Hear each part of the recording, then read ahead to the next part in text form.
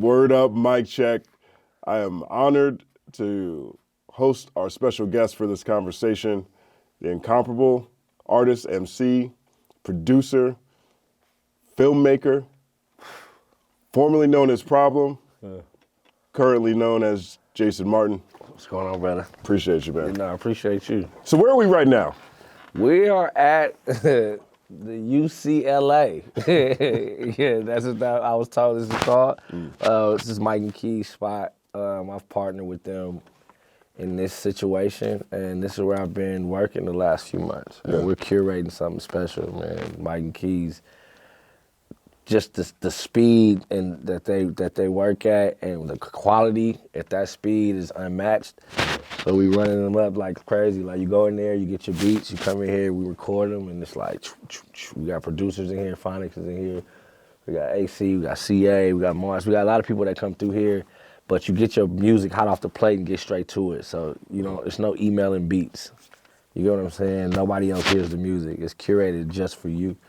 And so that's what's been so special about the stuff we've been creating out of here. Yeah. Yeah. Yeah, I mean, I was here a few weeks ago. Doe from Doe Networks, checking out his project, and BJ, the Chicago Kid, was here. Yeah. Mike and Keith were here, of course. You were here, Yeah. and it feels like an incubator.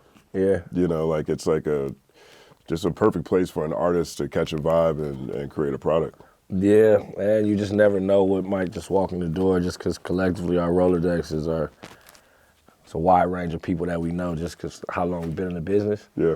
So you just never know who's gonna pull up, and then they just hop on. Everybody just hops on songs, and everybody's like, the energy is so pure. Dom Kennedy been coming through here spanking shit, going crazy. RJ been coming through here a lot lately, getting crazy. Like you said, BJ the Chicago Kid, Wiz has been through here. A lot of folks, man, just pull up and just hop in the computer, you know? Yeah. Are you approaching 20 years now?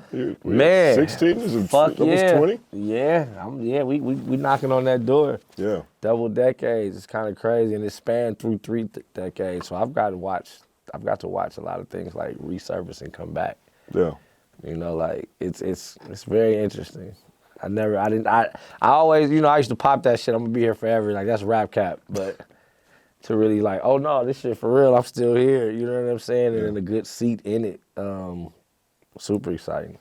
I mean, there was a point in the mid-2000s where Snoop Dogg did, what's it called, Protect the West? I think he did something called Protect the West. And I'm not sure how big it was, or maybe it was an internet movement, but his whole point was, coming out of the 90s and in the 2000s, and after his experience with No Limit, he felt like the West Coast needed to unify in a new way. And, you know, I think the blog era, you know, highlighted a ton of incredible West Coast artists that a lot of which became household names, and regardless of, you know, how high the ceiling was maybe for a few, all of them caught a lot of love.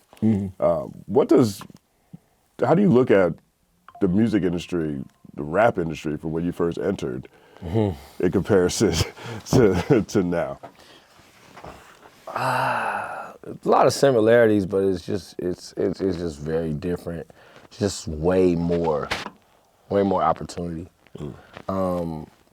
There was a gatekeeping type situation when we all started around that time, where if you didn't gangbang or you wasn't maybe, I don't know if I can say this, you gotta be gay or gangbanging to get any love out of LA at that time.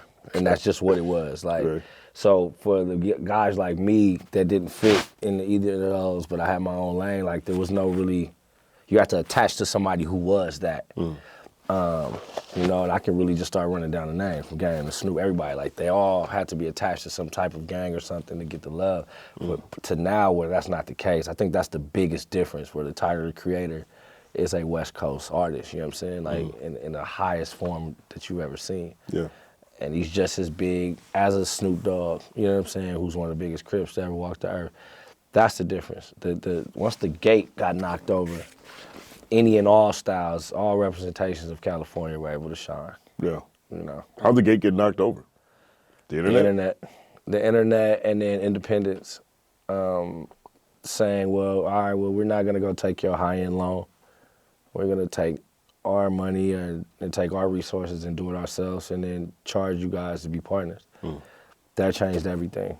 And then the fact that you can't blackball me from YouTube. You can't blackball me from anything. As long as I've developed a core fan base, I'll be able to eat. Now, I may not be able to get to Jay-Z status without the powers that be or that corporate dollar pushing it, but you definitely be able to be a household name without it. So yeah, I think that's what it was. And I think a lot of the guys that before that happened took notice to it and was like, oh yeah, we fuck with y'all movement. Y'all doing it different than what we did. Let's throw some light on it. That's what Snoop is beautiful at. Snoop highlights what's going on. He was one of the first guys that did that all the time. And we fast forward to now, even Game, another guy that made sure in his own way, he assisted guys. And now you see what Kendrick's doing, where he's taking it to another level where it's like, all right, well, I'm gonna make this whole situation about the coast and resurface names like myself and then add new names like Lefty. So it's just continuing on. Yeah. Do you feel like your name is resurfaced now? Is this a For sure. Very different. Like we got like pre-pop out, then we got after pop out. Everything has changed. Like it for those who thought I was probably somewhere sitting around not doing nothing, they was like, oh shit, look, Prob, you still got it. And for those that never seen me in my life, who was JasonMartin? So they was able to do a deep dive on stuff that I had done previously. Shout out to Empire that helped assist with the name switch, making sure that was the hardest shit in the world, by the way. This fucking DSP shit needs to be studied.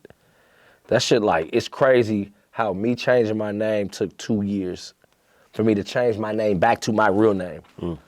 It was the craziest thing ever, bro. Like, I'm telling y'all, this is my name. It says written by JasonMartin on everything. Like, well, we don't know that's you. So in actuality, what you've done with these DSPs, you've created a credit history. It's damn near like credit, where it's like, well, if we switch it, that history gets removed, so you got to start brand new. And it's like, but y'all know that's me. It's like it's me. It's right here. Right. It was so many things that have to happen. Luckily, I only had 2 distributors my whole career. If it was more than that, then I would have had to get approvals from all of them.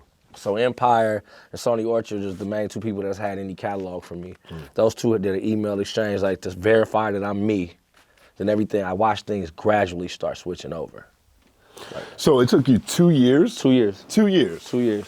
All right, so why did you get an understanding of why that was so complex? I know why. That doesn't mean it makes sense. Yeah. Why was it so complex? Because, bro, we are now a number in the system. We are not artists anymore. We are a credit score.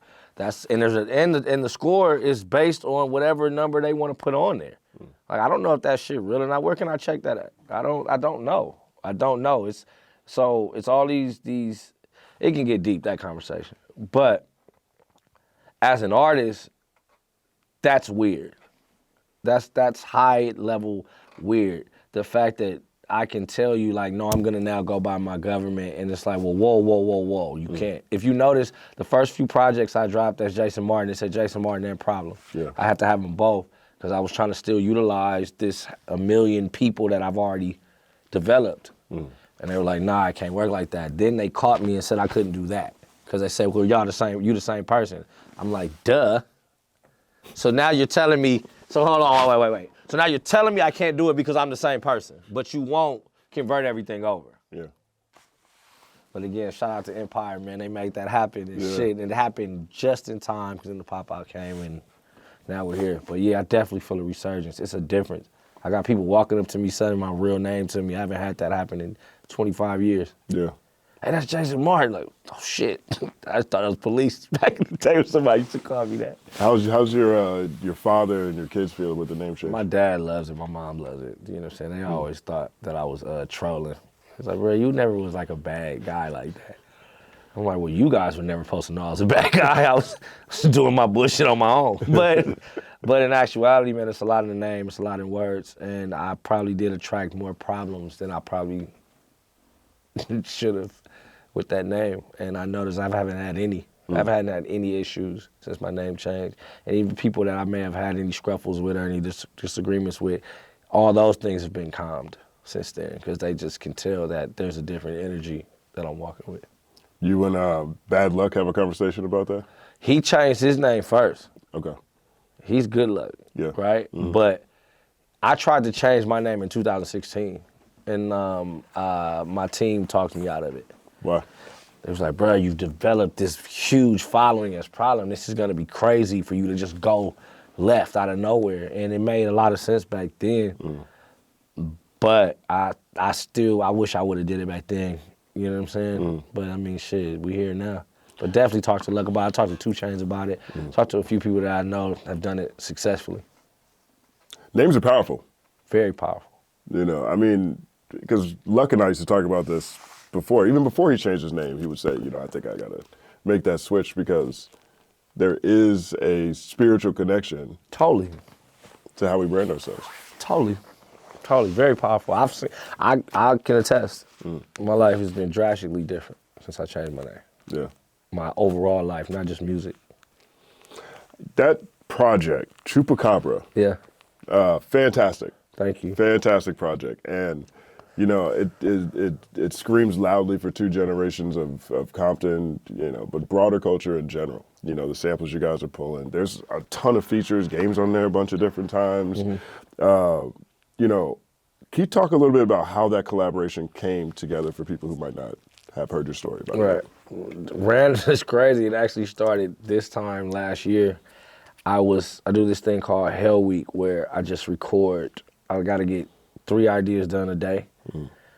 And usually I'll look up and I have about 21 by the end of the week, and then I'll just take those and kind of maneuver them throughout the year. But I had caught a real rhythm, so I was on like the 30-second idea, and then Quik FaceTime me. He was like, yo, what you doing? I'm like recording in my office. He's like, bro, pull up, I just got a new house. I'm like, all right, shit, let me pack up. He's like, pack up what? I showed him my equipment. He's like, man, bring that shit over here, come on. So I pull up at his pad, and he's like, man, set up, man, fuck with me, because he was just getting it all in order. He was by himself. I was like, shit, let's fuck around. And so he saw me working, and then he's like, man, come back tomorrow. He was just liking what he was hearing. He's like, man, why are you doing that? He's like, man, we could be doing, I'm retired. He was talking all this crazy shit. I'm like, man, shut up. I don't want to hear none of that. I'll be back tomorrow. Then I just start seeing him get into the vibe. I'll come back, he'll have a verse on something. I'll come back, he'll replace my mic with a better one.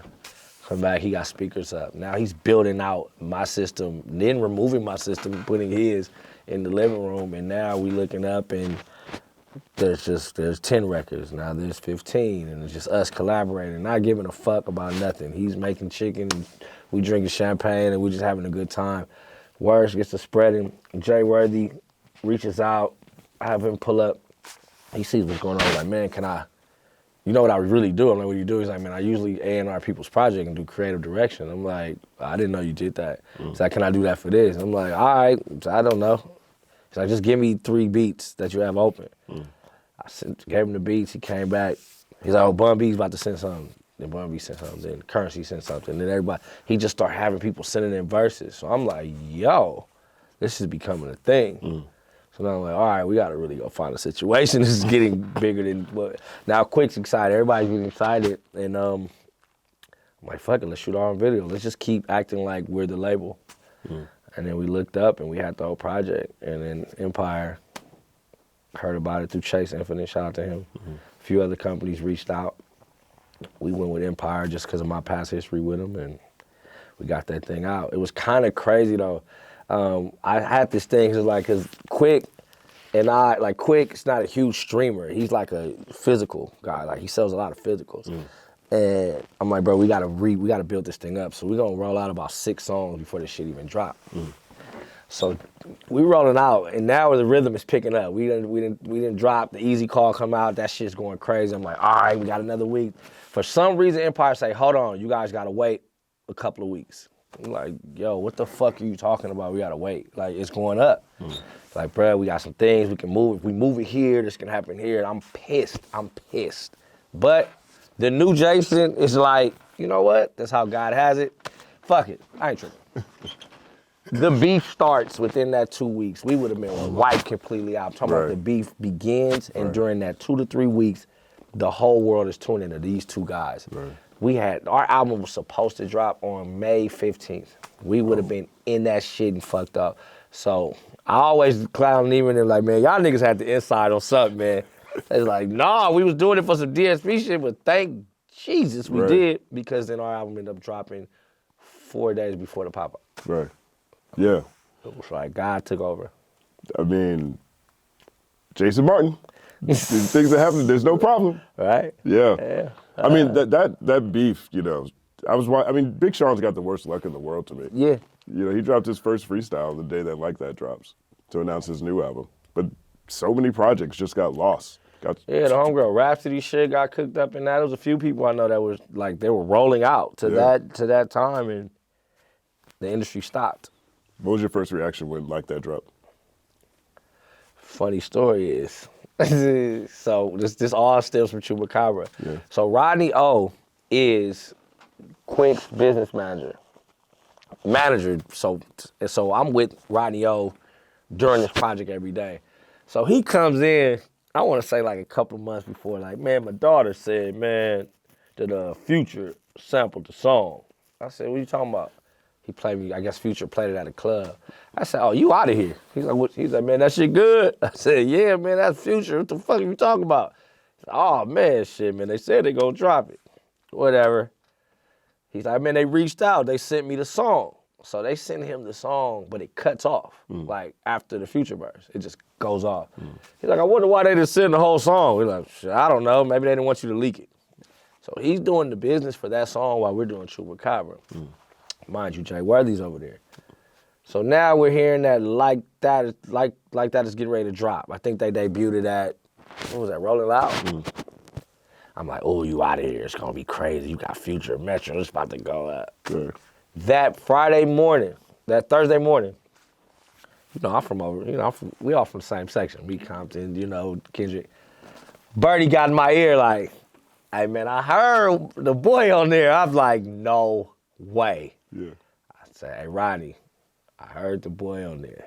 He's like, who? I'm like, Dot. He's like, man, hell no. I said, that's what I heard, bro. I don't know. That night it dropped, and I looked at him.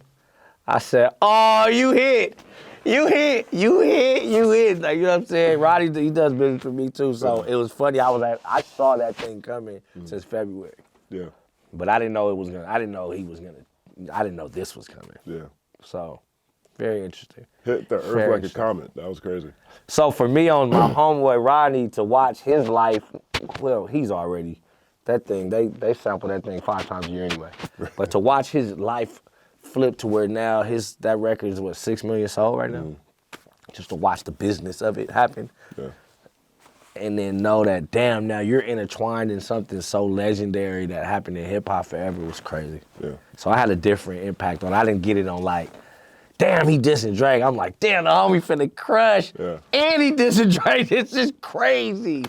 You know what I mean? I mean, that's gotta be a crazy feeling, like to have a track, like, you know, to have a track that you made that's been sampled and now it's iconic. That goes down in history. Have you talked to him since? Like, how's he feel about that? I talk to him every day. Like, he's my business manager too. He like, yeah, man, you know, they got some people trying to slow it up, but you know, they didn't gave me half the money. He don't give a Ronnie's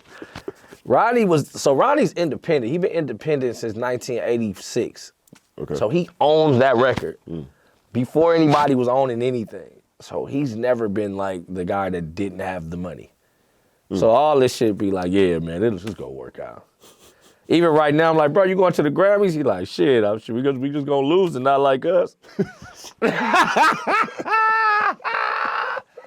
like, man, you better go put on a fucking suit and go enjoy yourself. He said, shit, man, I'm gonna watch it at the crib. That's Rodney, though. What's in the water in Compton, man? Like, you know, you look at all the legends in culture, of course, but like, you know, what do you think it is? What makes Compton, cats from Compton, artists from Compton, even athletes from Compton so special? Man, I don't know, man. I think just pressure bust pipes are creates diamonds, is what I've heard.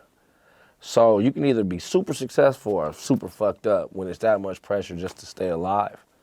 When you're in it, you don't know it. You don't know how dangerous it is. You don't understand the severity of your day-to-day actions and moves because this is just your reality until you're removed from it. At the time, it's like, this is regular, okay? People got shot the other day down the street. All right, don't wear this, whatever. We gonna get jumped. We gonna fight. We gonna lose some friends. It's part of the reality. But for some of us, it creates this, I want to be the one to change it. All of us want to be the one to change it. We want to change the narrative.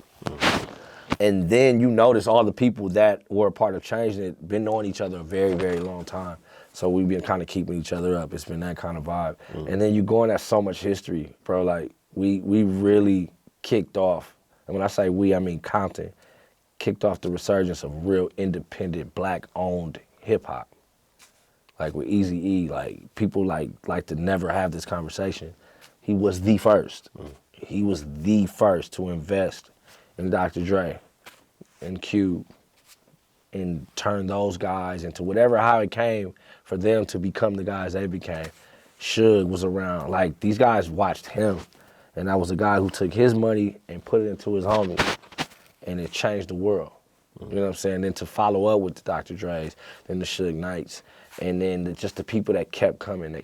So you got this lineage of just historic, iconic shit from guys you used to see walking down the street, driving down the street. Quik, you would catch Quik driving down the street and shit like that. Even him, Quik, he was independent, a lot of his run. So you like, damn, we want that too. We want to do it that way too. And then we want to be best. We want to be the best. Everybody from Compton want to be the best. The best. So it's all that, you know what I'm saying, mixed into one, and then you just can't be scared of shit being from Compton. So when you've been dealing with street shit your whole life, the industry is nothing. It's a cakewalk. You know what I'm saying?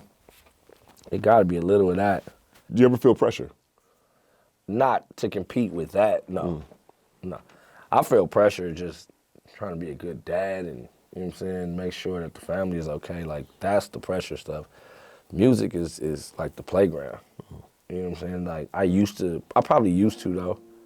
You know, before when I was chasing a different goal, when I wanted to have more change than everybody and I wanted to have more cars and I wanted to fuck more women, like shit like that, that was the pressure to put on that. But as of today, no. I feel like I'm so in the present that I don't even understand anything else but making sure I maximize this one moment. And I noticed whenever I was like that, good things happen. The number of people that you have collaborated with over the course of your career, you know, and you know, you've got E40, you've got I Am Sued, you've got Gabe, you've got Ninth Wonder, you've got Kendrick Lamar, Ab-Soul, you know, DJ Quik, you know, just, you know, legends and future legends, you know, the newest artists that are coming up, you know, is that just being around the hoop? Is that relationship building? Is that timing? Is it something you seek out? Nah, you just gotta be in the gym. You know what I'm saying? You just gotta be in the gym. I'm a workaholic, and people respect that. And if the artists don't respect that, somebody on their team has told them like, "Yo, you need to get over there." You know, it's been organic as fuck, bro. I've not chased no one down. It's been like accidental a lot, or well, no, it was meant to be. You know, how I've met people would be so random. You know what I'm saying? Like Kendrick and my sister went to high school together, so he used to date the girl down the street, so I used to see them. I saw him, you know what I'm saying? I've known him prior to this.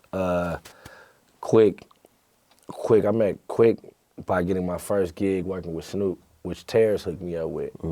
And I met Terrence because I was one of the only people who had an MP3, I had an MPC at like 2002, and somebody that we mutually know told him I had one, and he pulled up to show me how to work it. And that's how I met Terrence Martin.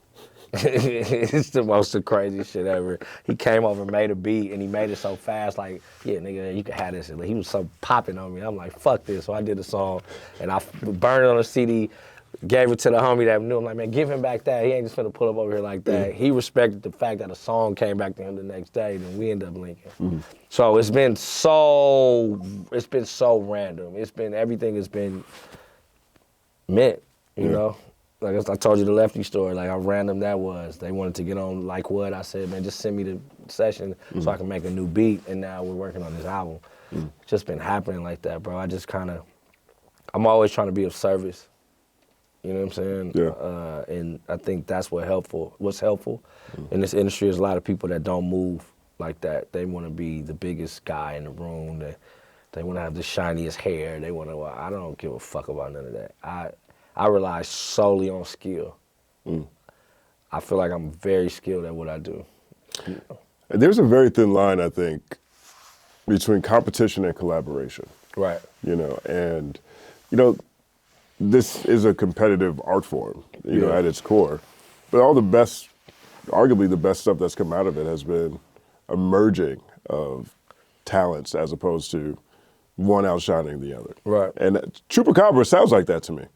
I mean, it sounds like it was a God-given series of moments between you and Quik and whoever you guys brought in to hop on the project. Yeah. Everything felt very intentional. Yeah.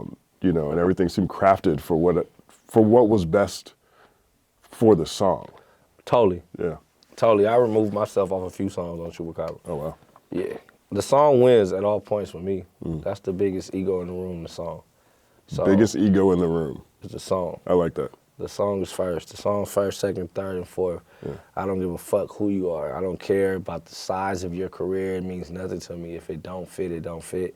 And that's how I've always been, And I think when people or artists watch me delete my verse to put themselves on there, they instantly become more humble because they know, no, I'm not in I think the competition shit is outside of the battling.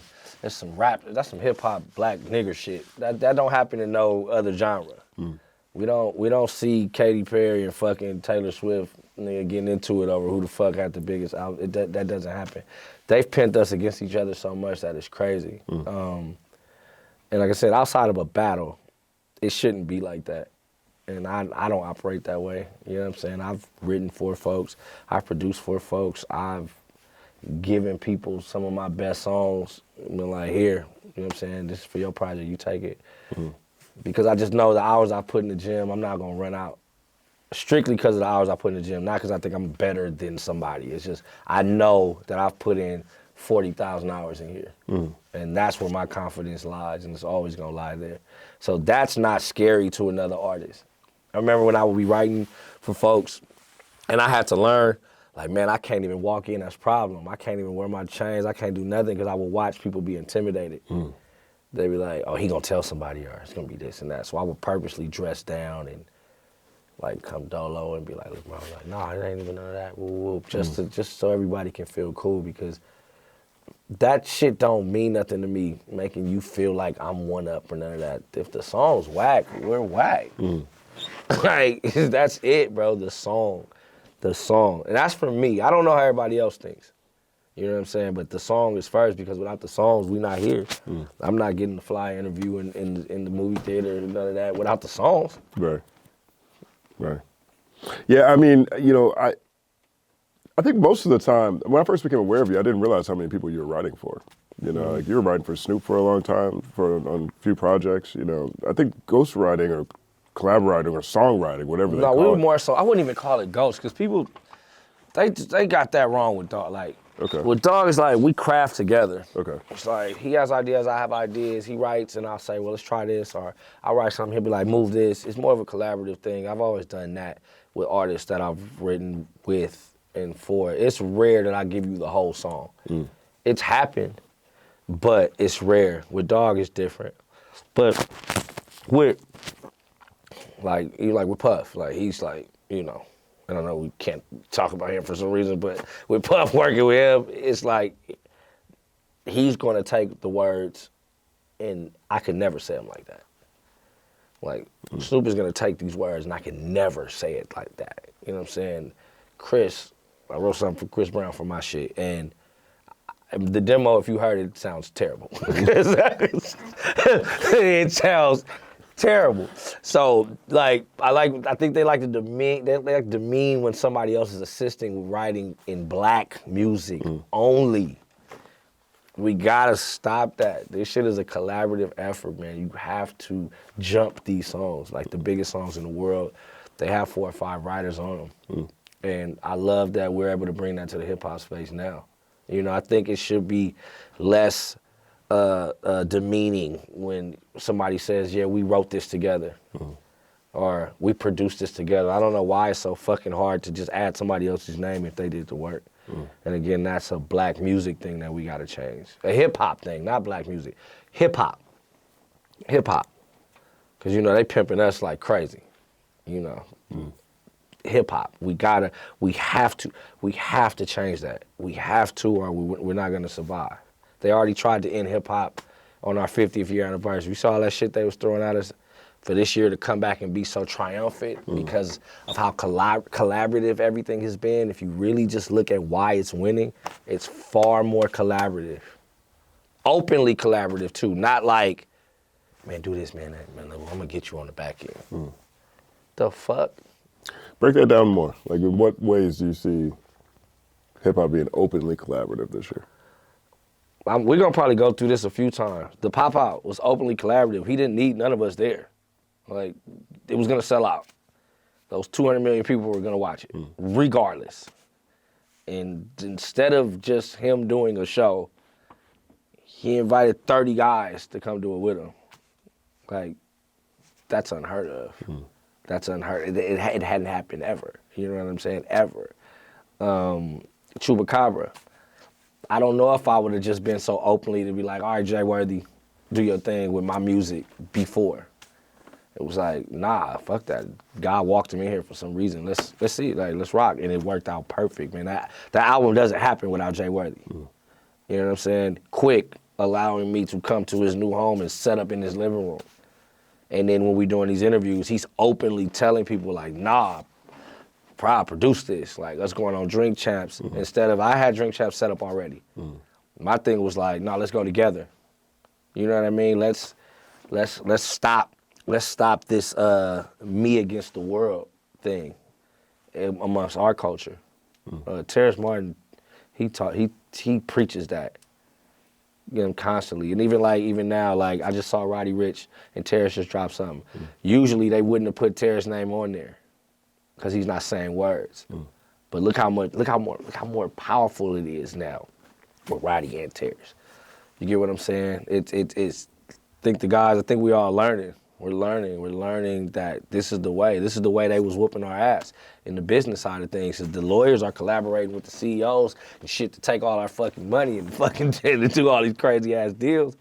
We better stay in line with each other. That's what I mean. Yeah. Pop Out was crazy. Yeah. That was a massive moment. Nice. I didn't really know what to expect. I was there too. And, you know, it said Ken and Friends. I wasn't sure how it was going to be set up. I wasn't sure who was coming out. And, you know, when I left, I had a bigger appreciation for Los Angeles music, you know, just from a wide spectrum. You know, there's a couple of people I hadn't even heard of. Like, I hadn't heard of, oh my God, what's the women? What's the group of women? The Cuzzos? The Cuzzos, yeah. The Cuzzos were brand new to me Right. at that point in time. How was it being on that stage? Life changing. It was life changing. It was we all knew what was gonna happen maybe 4 days before that. I think I was the only one aware of the size of the moment, just because I had been around the longest, especially on the stage I was on. I was with all the younger dudes. So you could just tell during the rehearsals they knew we were doing something cool, but I had to really break it down to them where they're like, bro, we finna perform at the Forum. I'm like, yeah, the Forum, that's iconic, great. This is Amazon, though. The whole world is about to see you, bro. Like, the world. Like, you don't understand the reach this man has. So prepare as if the world is watching you. And even when we were getting ready to go on stage, I had my phone out and we showing the artists, I'm like, look at the angles, look how they doing it, so you know where to walk, so you know where to go. You know what I'm saying? And so if you notice, like, the last 5 people had a little more direction on where to stop and stay. It was like, I'm like, bro, I'm not finna let y'all not understand what we are at. You get what I'm saying? And it was, I couldn't imagine even, I knew what was gonna happen, I still didn't think it was gonna go down like that. Icon shit, man. That's like if Michael Jackson said, all right, Prince, you come out, Luther, Whitney, everybody listen, all y'all listen. I want Boy Drew, I want everybody, whoever's here that fucks with me. They all waiting to see me. We all about to walk outside. Yeah. Man, it's crazy. It still really hasn't hit until I go, cause we put a billboard up in the hood, in Compton. So when I go down Rosecrans and I just look up, I'm like, God damn, that shit's crazy, man. We really was on that stage. That picture's forever. That's crazy. Yeah. I mean, the energy in that room when like what dropped. They said, look at old Yella come out here. Like he come out there and do his thing. Yeah. Oh yeah, man. When we did dress rehearsal, I'm like, I'm gonna walk here, I'm gonna do this. That shit is work until I'm done. You know what I'm saying? I didn't know what was happening out there until I walked off. And I went back to the trailer to get my phone. First text was from Dot. He's like, yo, nigga, I'm like, bro, where you at? He's like, shit, I'm watching the shit. I'm sitting in the thing. I'm like, yo. He's like, yo, hey, show them young boys how it's done, my boy. I'm like, yeah, bro. That's an anthem. Yeah. Legitimate anthem, legitimate classic track. Artists go careers. Gaggles of artists will never get a track like that. Yeah, man, I'm blessed. Great team. Shout out to Diamond Lane, you know what I'm saying, League of Stars. Everybody that was involved with making that thing be what it was, you know what I'm saying, and what it still is today. How do you fight the urge to chase a success? Because I know I wasn't chasing success when I was successful. Nah, it's never happened that way. Anytime I've had my bigger moments, they were purely just by just doing what I felt, not thinking too much about it. I was telling Coyer about the Rich Homie Quan and Walkthrough, rest in peace to him. We didn't know each other. My friend Layton, shout out to Lake, knew I was in town with T.I. So, man, pull up, man, what you fuck with boy Rich? I'm like, for sure, I'm going just off his merit. Pull up, he working on the project. He's like, man, what you got? I'm like, I got this idea. I laid a hook. I asked him, I'm like, bro, you should sing it. He sings it. We do the song for about 20, 25 minutes, I leave. And then 2 months later, that shit's all over the place. And we still have not really had a lot of conversation until we get to the video shoot. We get to the video shoot, some shit happened where we had to stop. I want to shoot my shit, like, bro, like, so meaning, like, that wasn't like we went to eat, hung, nothing. It was like, my boy called, I trust his ear, let's knock it out, let's go. Function. Pulling like, hey man, throw some on here. I gotta say some shit. I'm like, man, I can't think of nothing. I'm gonna say this shit from this other song I got with 40. I'm just gonna loop it. 4 a.m, sent it. Life changing. Like, so I've noticed that whenever I don't move in that, I don't get the same results. So that's what keeps me from like chasing it. I have been lately talking to these guys though around here. Like I was talking to RJ and Dom. I'm like, man, we can make vibes all day, but a hit record can cure cancer, man. I'm just telling you, man. There's something about it, bro. That shit, you don't want to chase it, but you don't want to act like that's not the thing to do. Right. And to have been a part of multiple, and then other people's where I may have been sitting in the room. I was there when Kendrick when Terrence sent the sample for Loyalty over to Kendrick. I was sitting with Terrence to watch how these small things create these giant moments. You want to like, nah, we always shooting for that though. But we can't talk about it, I guess. It's like back here. It's like, you know what I'm saying? You want to win the championship, right? But we had game 1 of the playoffs, the first game. Let's win this game first. Yeah. It's that mentality. Yeah. I mean, the number of artists on the pop-out stage who are now legitimate names, I think speaks to what you're talking about with the overall collaboration. You know, that people working together to raise all boats. And another thing I keep hearing this year, on wax and off wax, and conversations that I'm having, is that when Kendrick said, I heard niggas don't like the West Coast, I'm fine with it, I'll push the line with it. Right. Where does that come from? You know, because we were talking about this on the way over here. Both Ak and I are from the East Coast, from the Carolinas. Carolina's the East, okay, wait, sorry. Didn't we just say that niggas from Carolina think that that's the East Coast? Ain't that the South? We just had this conversation before y'all got here. I'm not. And it's the East. Right, it's both. South of the Mason-Dixon, like we went to plantations field trips in what? elementary. So it's really the South. It's the South, but it's also on the East Coast. it's the Atlantic Ocean. It's the same ocean. so our beaches, the beach water is the same as New York. Right. But even cats in New York. Okay, so I'm from the South then. Yeah. Me too. Yeah. 'Cause we're Southern California, I'm from the South. I mean, whatever y'all say out here. What? Whatever you say out here. Okay, all right. Y'all got it. Okay. Highways. No, we'll look. We call it I-40 or I-405. Y'all call it the 405. It's just how y'all deliver it. The 10. Like we would call that I-10.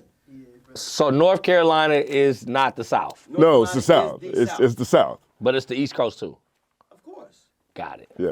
Especially when you're out here in comparison. In comparison out Okay, here. not just. In compar- On the map because Oh, I've seen it. I've seen it. Ocean abuts the ass crack of North Carolina. One of my friends is from North Carolina, and he's from Raleigh. And he like, yeah, we from the South, but we more East Coast. So I'm Right, like, that's- what the fuck? How do you? Because they have a lot of colleges there. So you have a lot of people from Jersey, from New York who come down. They settle in Raleigh. They settle in the Research Triangle. They settle in Charlotte. And so it's got a different It sounds vibe like to it. educated cap to me. I'm just gonna, I'm a well-groomed cap. I fuck with it. All right, let's get to the point. Yeah. So I'm sorry, but we were just talking about this. That's why I had to bring this up. That's okay. funny. Why do people hate the West Coast? Cause y'all do. Y'all listen, y'all do hate us. It's fucked up, but it's the truth. People move here and talk shit about it, but live here. It's the craziest shit you ever. Nigga, I've never been in the East Coast, and I said, man, you New York niggas, y'all niggas is wild. And all right, let me go in my house here. What? Anytime I go to the East, just love what y'all doing. I mean, where can I go? I go to the South. Oh man, I'm not like, yeah, man, y'all talk like this. When I go to the South, I don't disrespect it. Y'all come here and totally shit on this place. Yeah. Y'all move here, y'all make the money here. Y'all talk shit about it the whole time you're here though, but utilize it. So we're just gonna go there. Now let's go to music. Because of the detriment, I'm not laughing at, I'm laughing at the conversation, but because of some of the detrimental things that have happened to some people's favorite artists here, that leaves a bad taste in their mouth. So it's like, oh, y'all Hollywood, but then y'all gangbang. Y'all Hollywood, but y'all think y'all tough, but then y'all kill people. It's like, and then that nobody want to listen to that music, but everybody in the world lives here where this music is created. It's the most confusing shit ever, if you really think about it. Like, I've never went to the East Coast and they had a West Coast Wednesday on the radio station. What's an example of? Never. We have a West Coast Wednesday in the West Coast where they only play us during that time. Even we hate each other. Shit is crazy. What's an example of someone talking shit about LA who moved here? Like, what do they talk shit about? The food, the people that they've met that aren't from the West Coast that irritated them.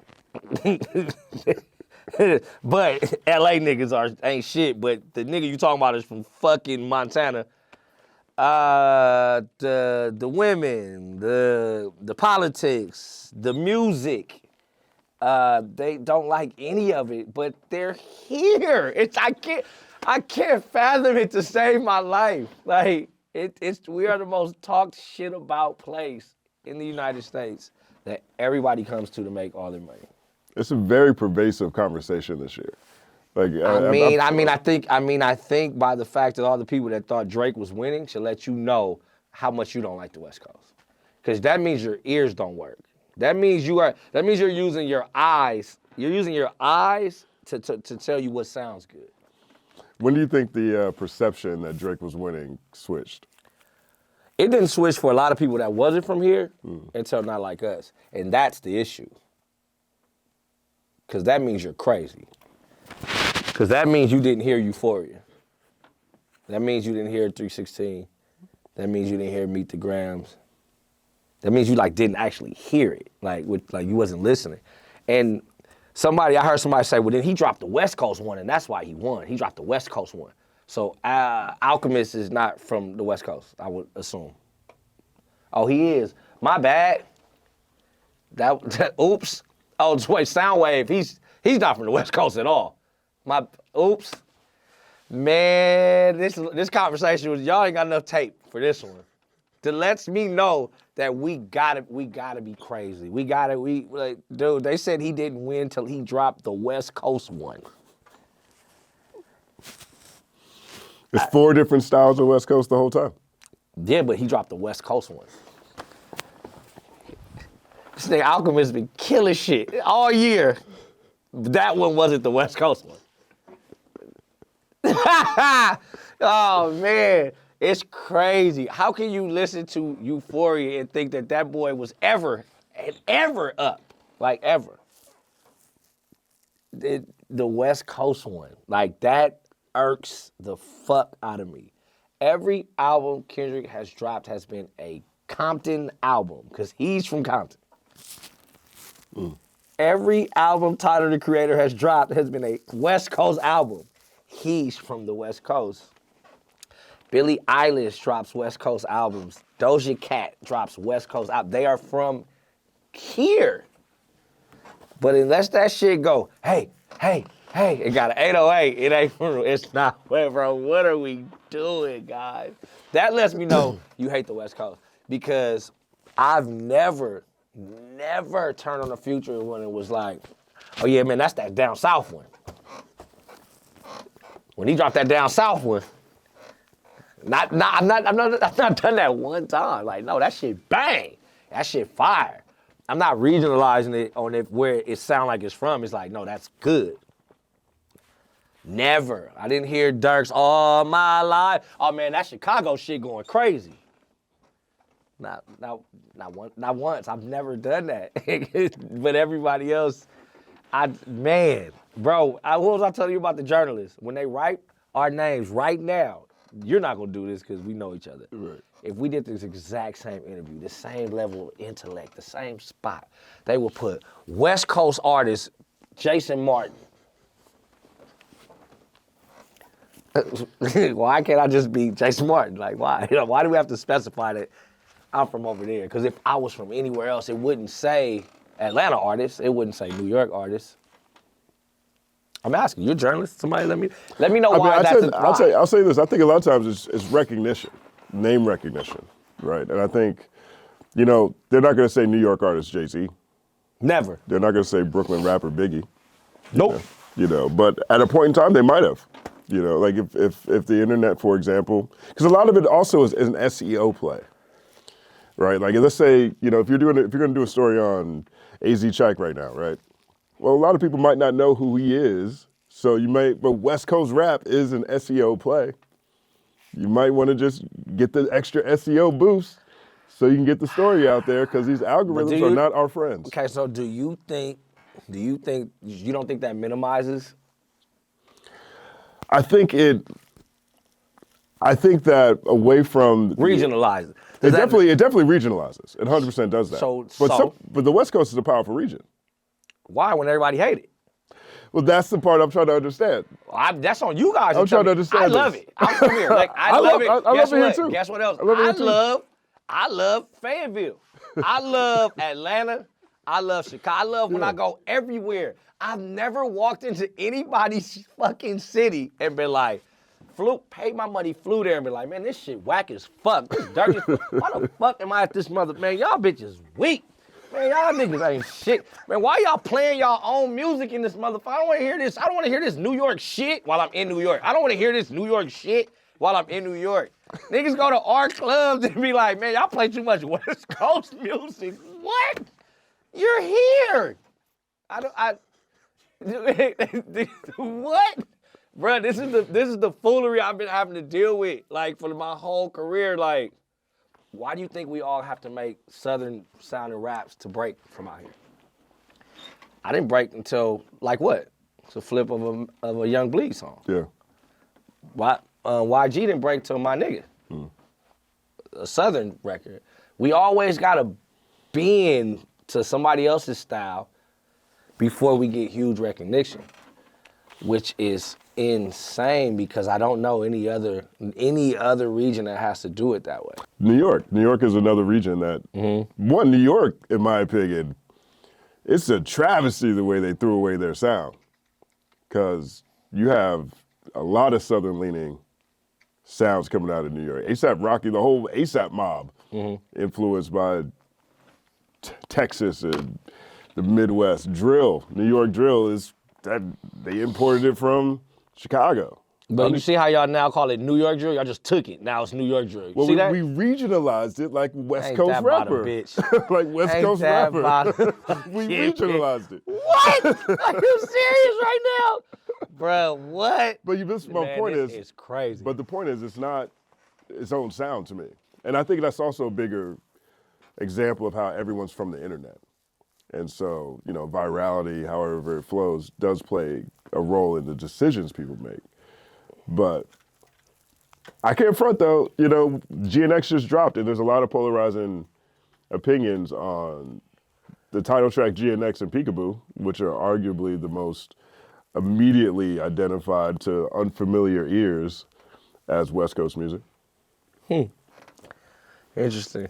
Very interesting. It's people hate the West Coast, and that's just, it's cool. Like I would rather motherfuckers just admit it. Like, you know what? We don't like y'all. We don't fuck with what y'all do. We don't like how y'all get down. The blood crip shit stupid. Like, just fucking say it.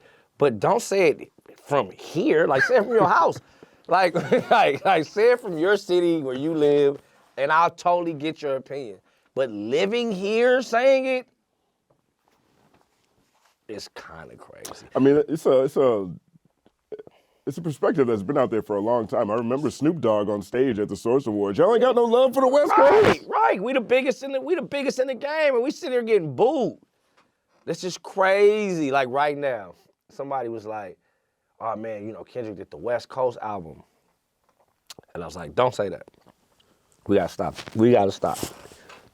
He did his album. This is just like To Pimp a Butterfly. This is just like that. He does think pieces, and they all sound sonically different. This is now this one. Don't call this one the West Coast one though. Like nobody gonna call Pimp a Butterfly the jazz one. They say no, that's the Pulitzer Prize winning. That's the Damn was the Pulitzer Prize one. Oh, excuse me. I'm sorry. Oops. My bad. Because the one that they say is the most commercial. Got it. To Pimp a Butterfly. The jazz one, niggas tried to call it. It kind of is. I don't look at it as offensive. I don't look at it as offensive though. I know you don't. There's a lot because jazz is celebrated. Well, there's a lot of incredible West Coast jazz musicians. Right. We're not talking about you. You don't count. Stop trying to speak for the idiots, man. You are an intellect. Your mind is through the roof. Like, I know you when you had dreads, nigga. I don't want to do this. I'm talking about these fucks, these other fucks that's talking. You know what I'm saying? I'm talking about them. They call that the jazz one, and it's the West Coast one. No, it's the one that's the #1 record in the country, which means it is the sound. It's the one that's been #1 on Billboard since the battle. It's pop. Right now. It's the most popular style of music right now. It's a pop album. Wow. And people don't like when the West Coast is pop. You know why? Because they can't rap to it. It's too fast. How y'all catch that bop? Like, what is that? Like, why is it going? Man, it's cold. It's not cold here. It says 75 degrees on Christmas here. We're not rapping for you. That's not where. No, we don't want it to sound like it's not sun out. Sun's out. Yeah. Get with this. Get with it, fuck with it while it's cracking. Because when it wasn't cracking, you never heard me shit on somebody like, oh God, another trap record? Are they gonna use that same loop again? They're gonna use that same 808, that same hi-hat run is gonna happen the whole album again? Have you ever heard me say that, ever? No. You've heard me say it here. Have I publicly said that? Are we gonna do the exact same thing again? Y'all not hearing that that's the exact same beat again? Like we're not. I didn't say that. I said, you know what? They on the run. That shit going up. They got it. Nothing you can say about it. Send some of that shit over here. Let me try it. All right, that ain't my vibe. All right, I can't fuck with it. Whatever. But I'm not gonna publicly be like, man, that shit whack, because it's not us. That is the problem that I have with a lot of this. The West Coast one. The West Coast one. Like, bro, we gotta stop. We gotta stop. I know, listen. It's been a lot of things that happen out here, man. Rest in peace to the fallen soldiers who've lost their life for whatever reason to this culture out here, right? I didn't do it. It wasn't me. It wasn't none of my other rap counterparts, none of my other producer counterparts. We don't want to keep taking the hit for that. We enjoy everybody's music. We just want the same in return. But don't regionalize what we do, especially when we're the number 2 biggest market in the United States. Why the fuck would I want to sound like the number 8 and the number 5 and the number 11? What the fuck? That makes no sense. We've been chasing everybody else's sound, and we're the number 2 market where everybody lives. Everybody comes. It's insane to me. So for this resurgence that's happening, thank you, Drake. This resurgence that's happening, hey, man, I love it. You talking about pimping a butterfly, baby. This shit's going up, and it ain't gonna stop. Because this time, we not gonna let it go like we did before, you know what I'm saying? We not gonna let it go, and we're gonna tell all the journalists, don't fucking put no West Coast in front of my name when you write it down. At least put Compton, put where I'm from. Right. Don't put my city. You know what I'm saying? Don't scoop me to a side of the industry that's disliked or popular for a moment. Nah, bro. We had Snoop Dogg at the fucking Olympics, man. Like, what are we talking about? This is global shit.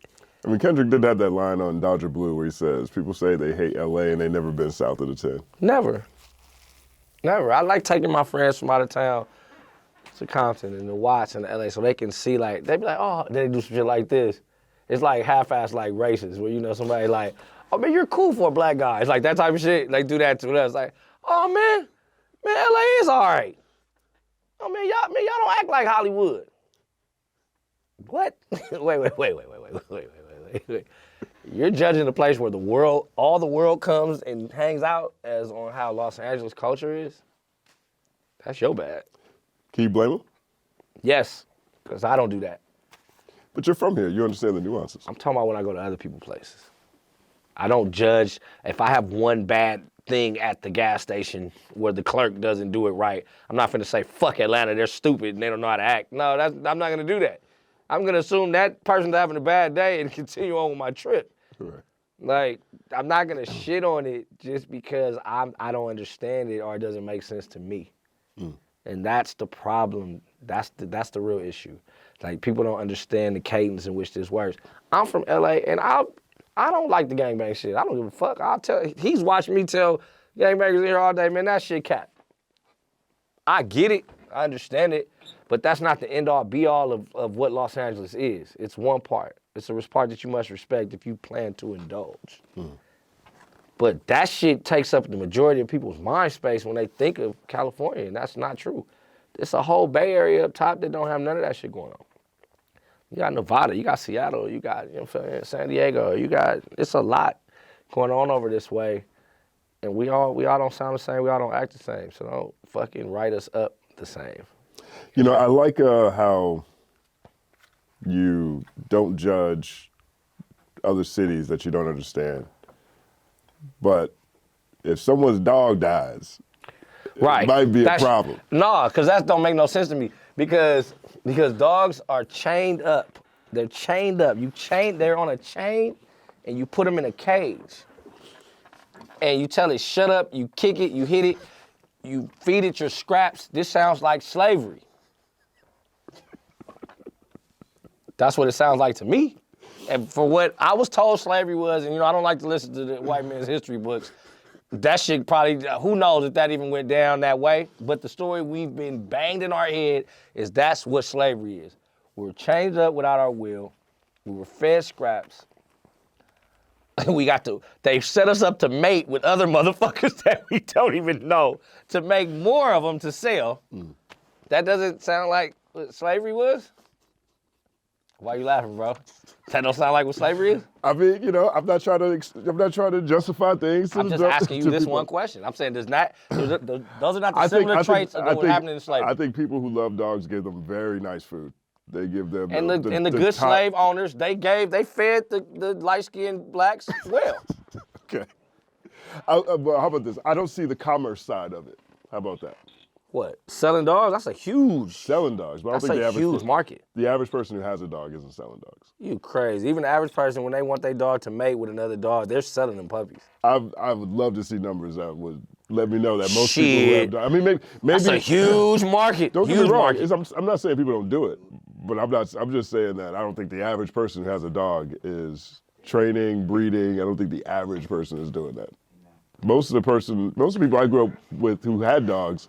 I got a hot take for you. All right. You're a dog lover, so you're gonna love this. I think dogs were the first thing that the government put in people's houses to monitor and watch us. They were the iPhone first. What the fuck does a dog do? It looks at you, sits there, runs off. I think it's downloading information and running it back to the government. Where the fuck does a dog even, like, where in the jungle does dogs come from? Where is a dog pack? They're wolves? Wolves. No, wolves are wolves. What are dogs? Dogs come from wolves. So what fucked a wolf and made a dog? Right. A fox. Exactly. So where the fuck do dogs live when they're not in humans' houses? I know where snakes live. I know where dolphins live. I know where cats, everybody. Where the fuck are they when they're not in people's houses? Where can you unleash a dog to live where it can be amongst other dogs? Things that make you go, Yeah, fake. They're genetically prepared to put you in people's houses. This is up there with the birds theory and all the birds are drones. Have you seen that? Do you remember that viral movie? I've seen that. All the dogs are snitches. If I go to the countrywide, there are birds flying all over the place. Yeah. I've never went to Montana and seen a dog just running amongst as I'm going down the lake. Right. Coyote. Coyotes? But like a regular dog. And guess what coyotes do when they come over here? They eat them motherfuckers up. They like, what are y'all? They're here to save us from those government created things. I know your studio sessions gotta be lit. I know y'all be. I see how y'all be cooking up now. I fucked somebody up one day with this. I got high, was talking about that shit. I'm like, bro, dogs ain't real. Niggas like, what? I'm like, they not real, bro. They here from the government to fucking make sure that we all intact. When we not around, they go in the back, call up. Hey, yo, them motherfuckers in there plotting on this, man. Hey, this motherfucker got good as hell at Madden, man. He got too good at Madden. Okay, how the fuck I can say, go sit over there. They know to go do that, but they can't never say it back. 7 years of me saying this, all you do is, Arr! Man, cap. Trying to tell you, bro, it's deeper than rap. It's deeper than rap. It's deeper than rap. So yeah, fuck them dogs, man. Love if you love it, but just know, they got their eye on y'all. I like the. I mean, I'm not gonna say I like this idea, but I think it's very interesting. Back to the West Coast thing, right? I think it is very interesting that, the loss of Biggie, for example, or Pop Smoke, for example, Tupac, while he was out here, he was in Vegas, but he was out here, for example, has a psychological impact from your perspective, on people's opinions on the West Coast. Totally, for sure. Those people that are in these higher offices and they're executives now, those were friends of theirs. Mm. And they take it very seriously, like I would if my friend was murdered somewhere. But we can't be so naive to blame a whole coast for a couple of people's mishaps that happened. Mm.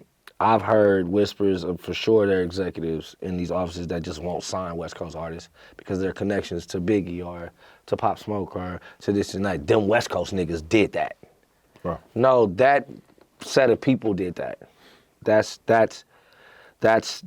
we gotta wipe the board clean with a lot of things, bro. It's like this generation can't keep like getting held back for shit that happened 30, 40 years ago. You know what I mean? Or even what happened 5, 10 years ago. Mm-hmm. A lot of people find themselves liking to play in this culture, that gangbang culture. They like to play in it, but they don't understand that playing in it means all the rules now apply to you.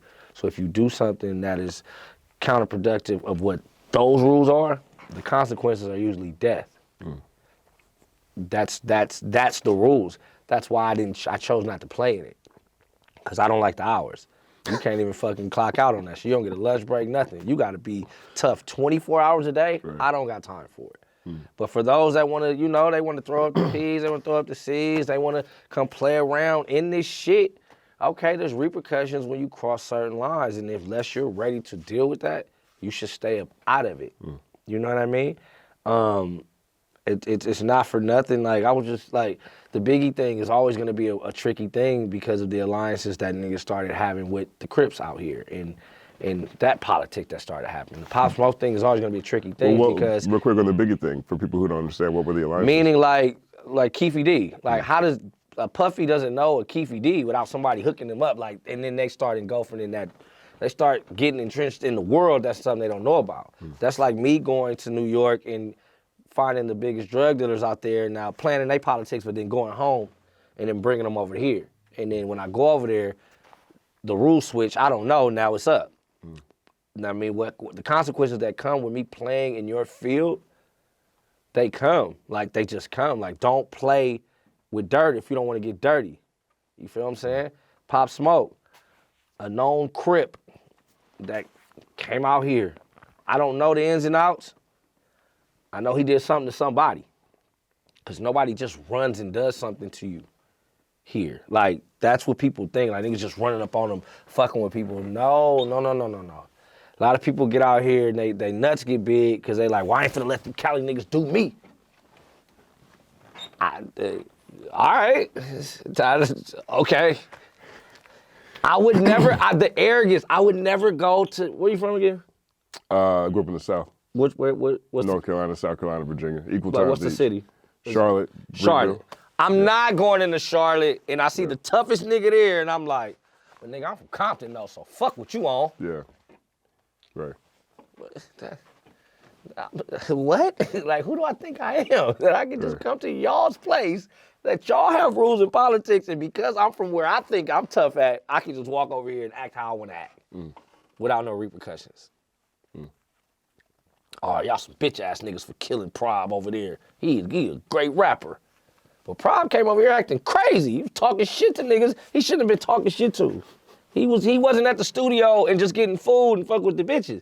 He in here trying to play with the gangsters. Well, gangster shit's gonna happen. But you shouldn't like slight the whole fucking coast. I'm not gonna be like, well, fuck North Carolina for the rest of my life because I had an incident with 2 people there. Right. Journalists. You feel me? Journalists. I'm talking to journalists. You know what's funny though is that I feel the same way when it comes to people who decide to battle people from LA or from the West Coast, right? From Compton. I think it's crazy the way that these people get so offended.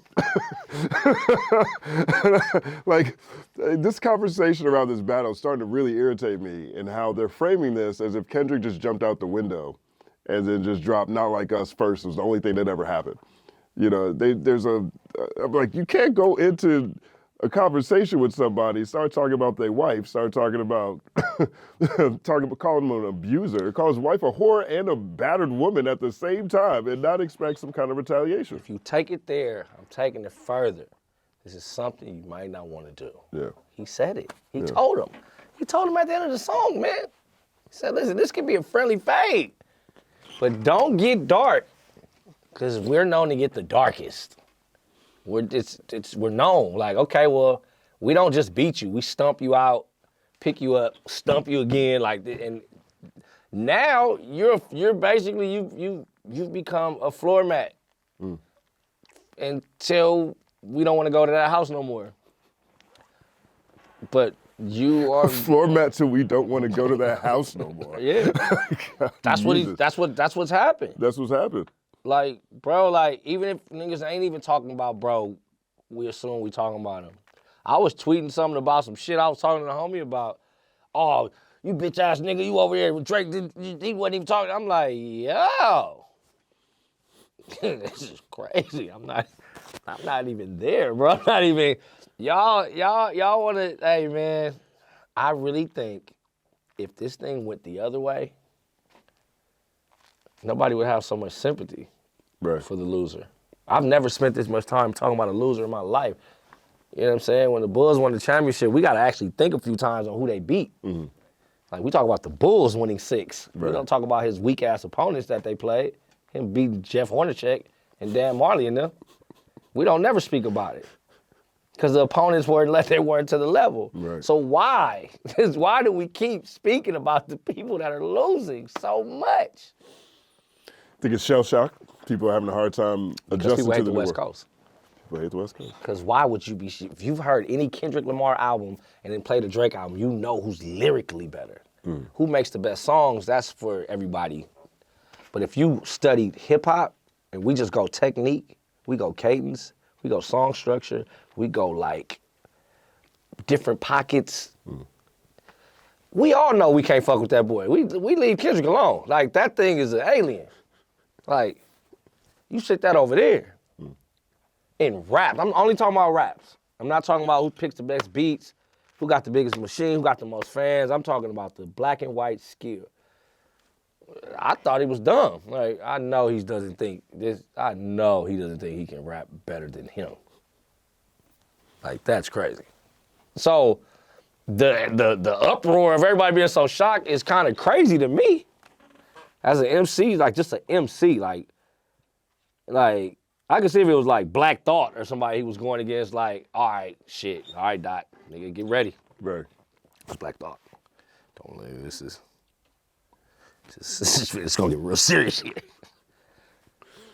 Drake? Like, what do we, like, what do you, what? Like, what? Like, hey, bro, like, what? Are we for real? Like, I don't understand.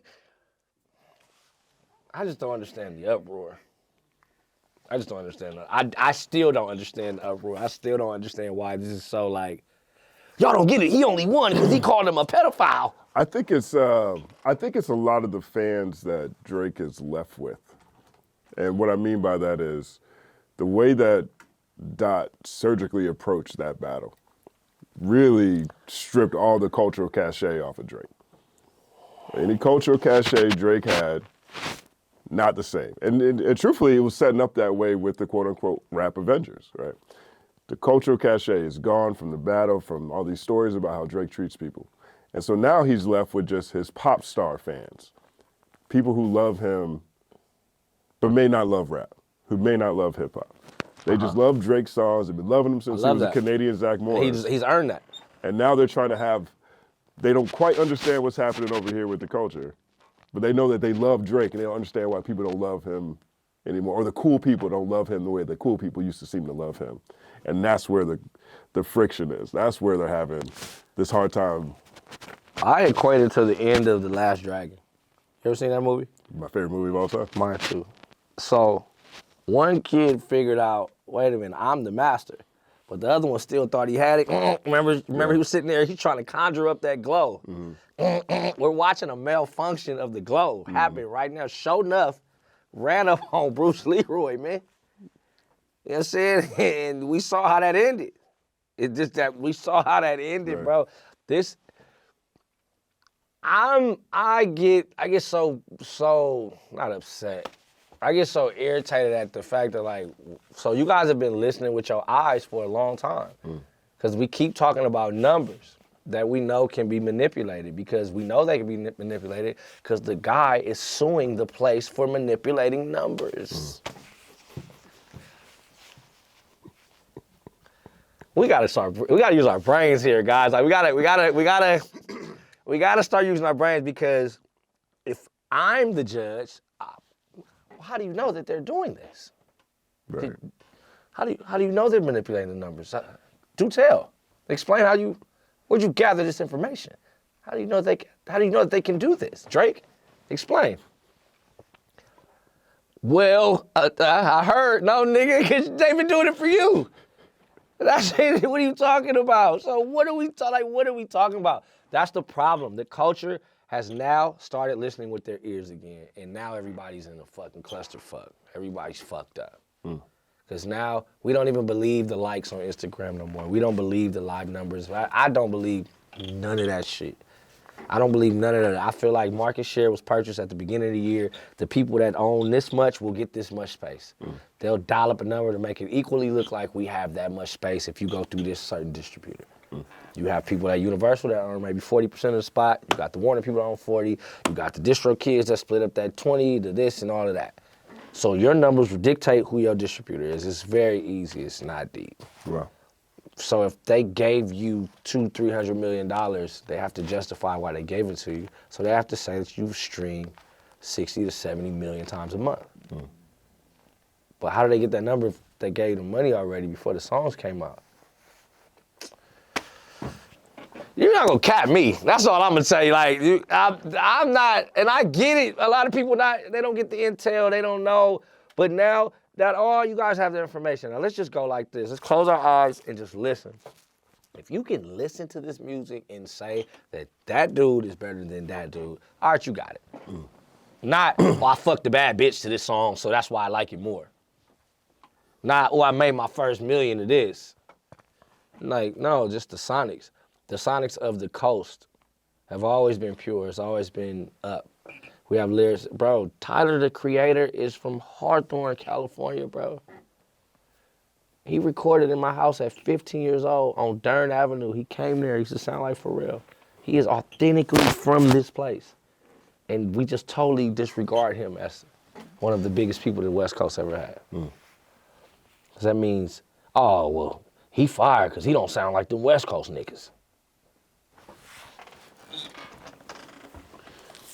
I told you I was gonna cook today. I love it. I'm enjoying it. It's the truth, man. I don't do no lying, man. This actually, raises an interesting conversation I was having with Ninth Wonder yesterday, actually. And so we were trying to figure out when was the moment that people started basing how good an album is on how well it charted. Right? Like there's like certain, like for example, I think we remember the success stories, the big ones, like, oh, DMX had 2 number ones in the same year. We remember, certain Billboard charts here and there, but what you said, I agree with. People don't listen with their ears. When did the argument for how good something was be so intrinsically connected to, oh, but it holds 12 spots in the top 20 is the best album of the year, clearly? I can pinpoint 2 times. When the IG, Twitter, DSP thing started making more sense to everybody, 2015, 2016. Or I can correlate it to when Jay-Z said, women lie, men lie, numbers don't. That was the turning point.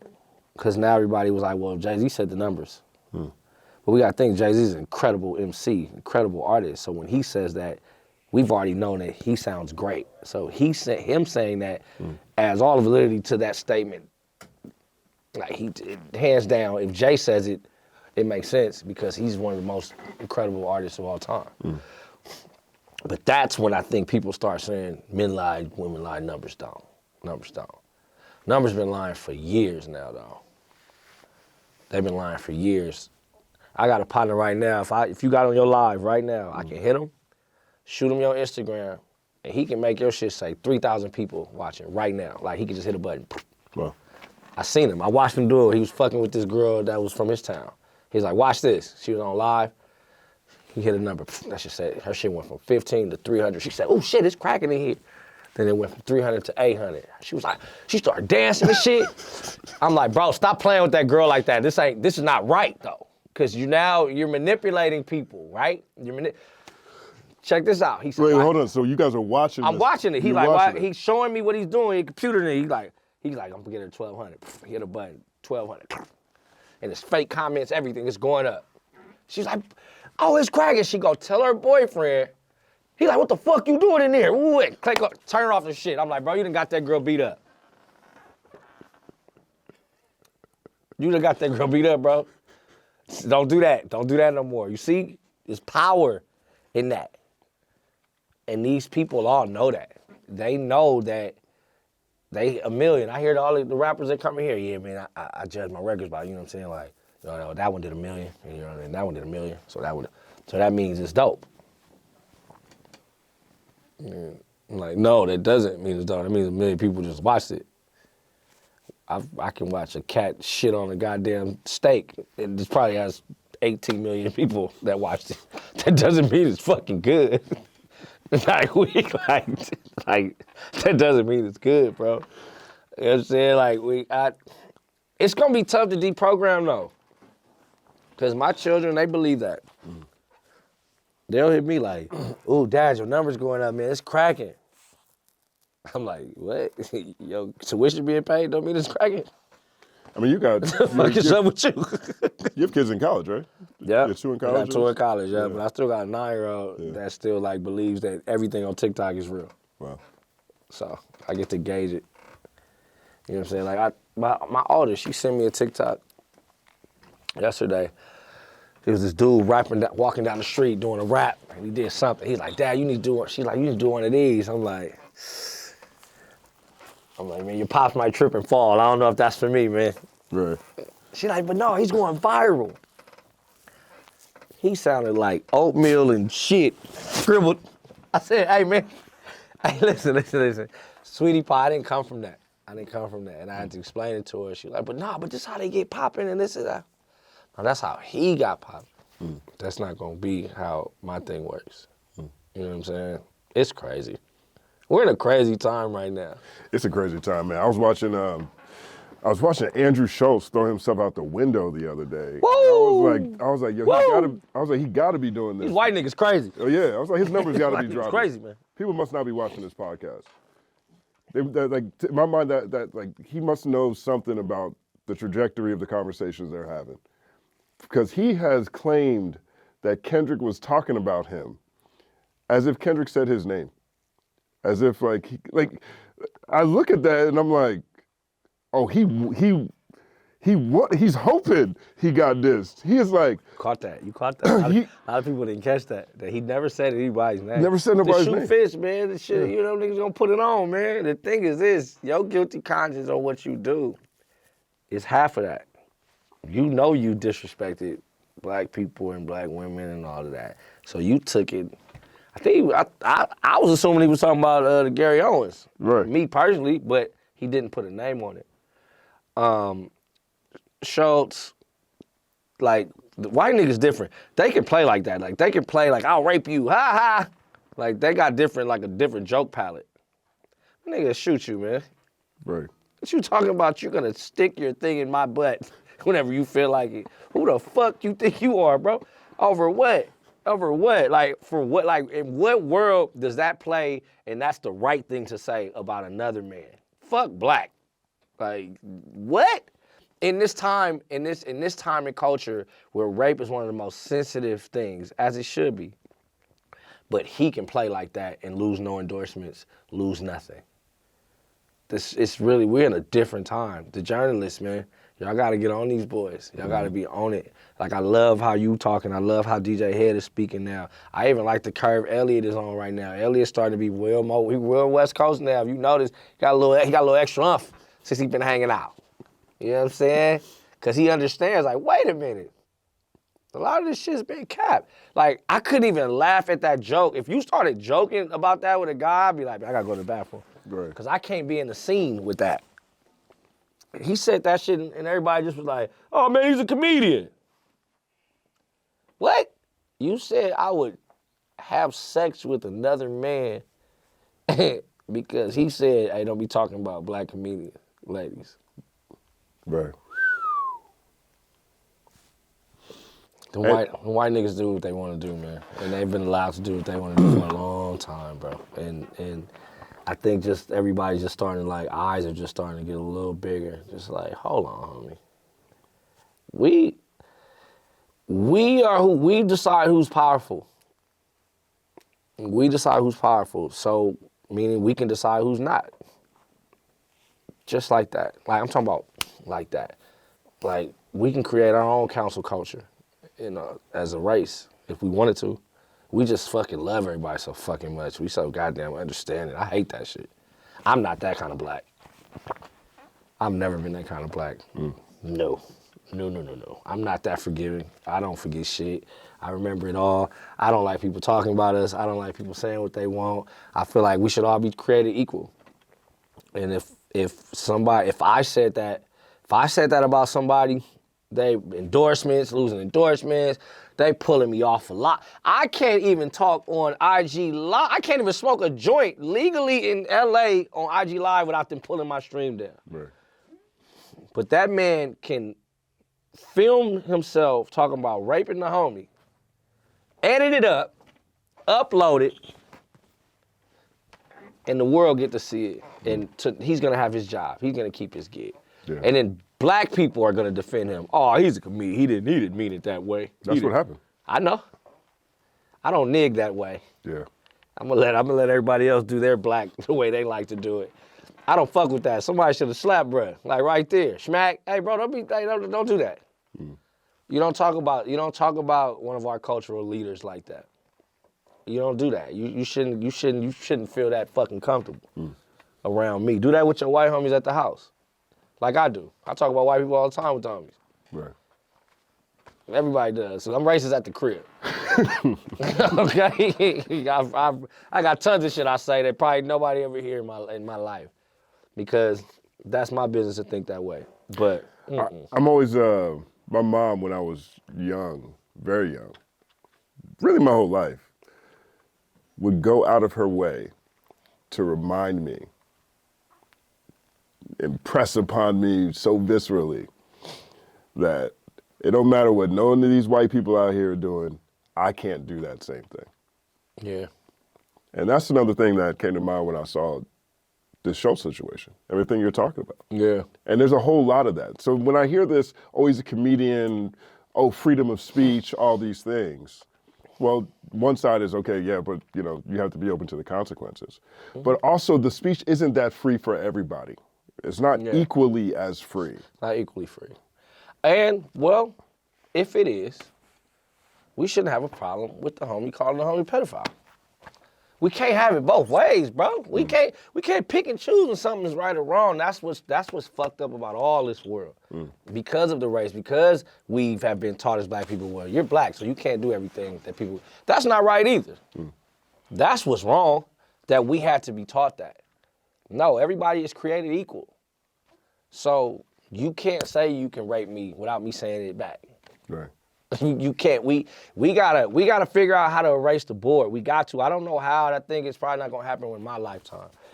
But we gotta erase that board, and we gotta erase it and know that everybody is equally as powerful. Everybody.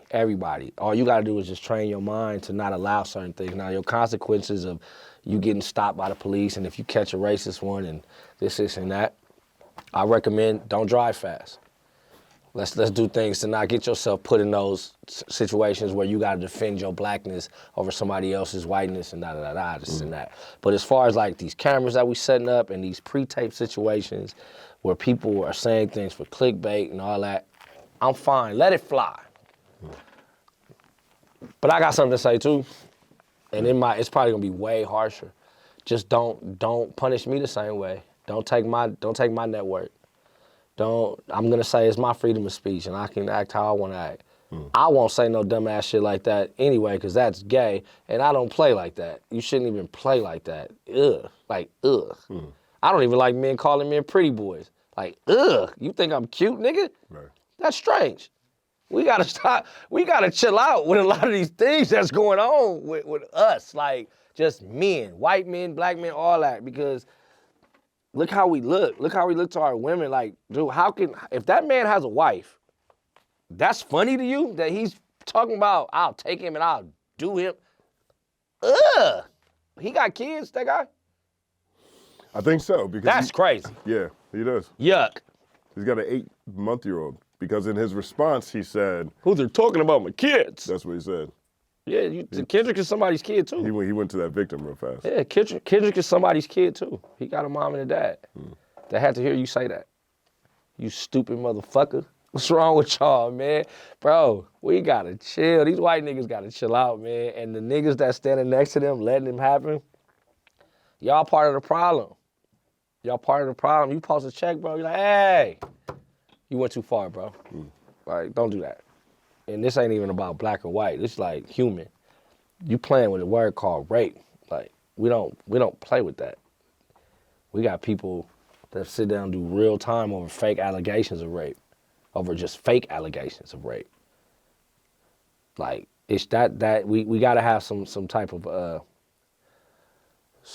grace with some of this shit. Like, everything ain't that fucking funny. And if you doing it for clickbait, go for it.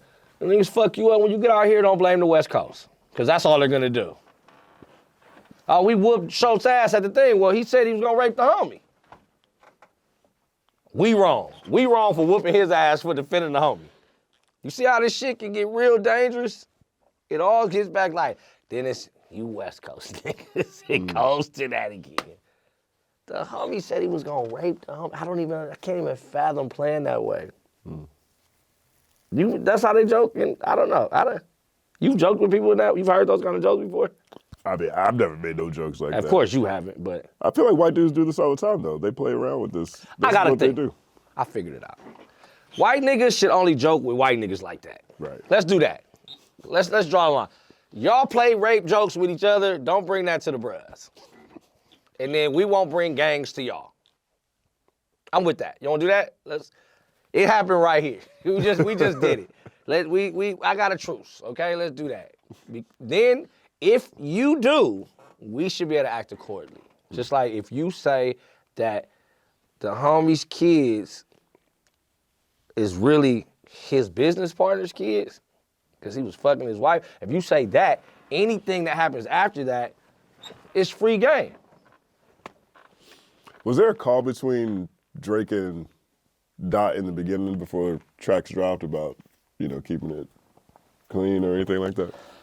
That's above my pay grade. But me knowing Dot, hell no, he ain't gonna get on the phone with that nigga. Yeah. Hell right. Yeah, right. That's not his temperament. Yeah.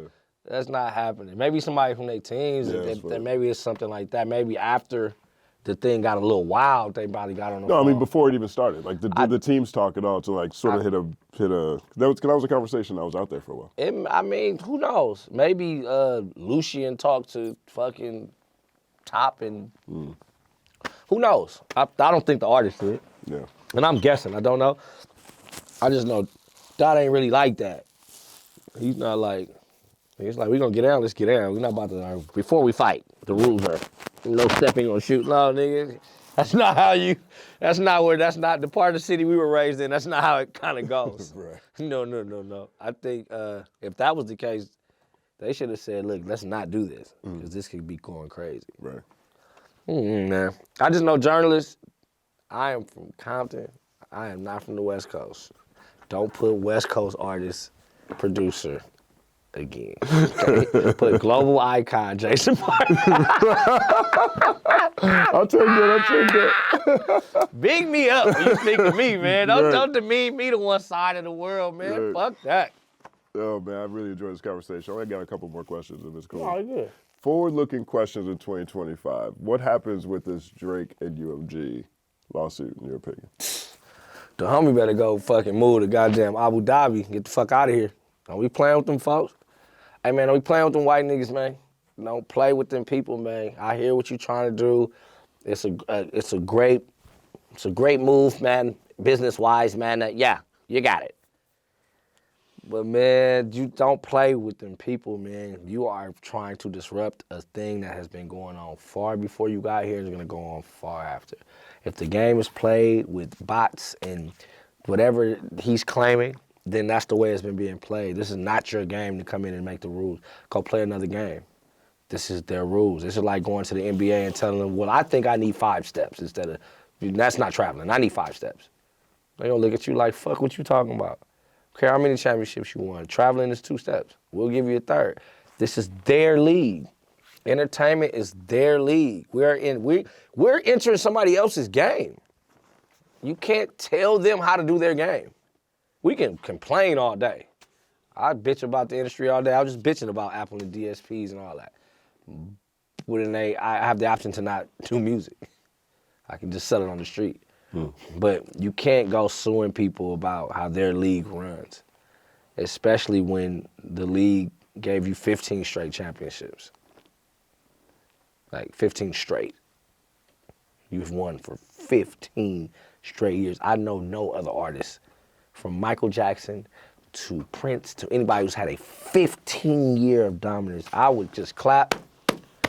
Good job, baby. And get on up out of here, because now what you're doing is anybody that's connected to you now ain't gonna be able to get no money. What's Boy Wonder gonna do now? What's Party Next Door gonna do now?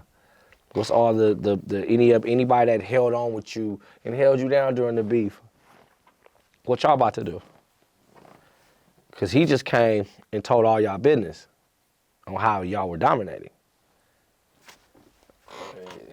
Y'all niggas might need to just, you feel me? Like chill out, go enjoy life, go enjoy the fruits of your labor. Start a new business, start a lamp company, I don't fucking know. Start making speakers, do something else.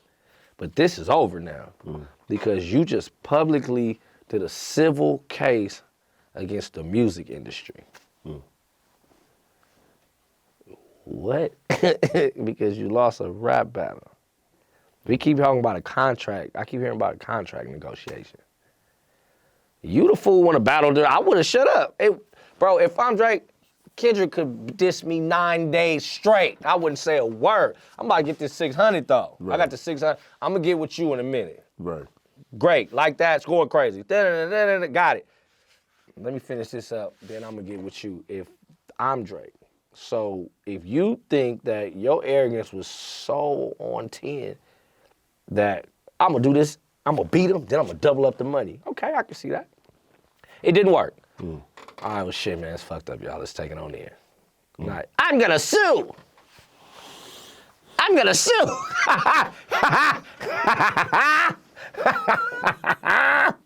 I'm gonna sue. It's fucking crazy, bro. The homie made niggas sue, man. That shit is crazy, bro.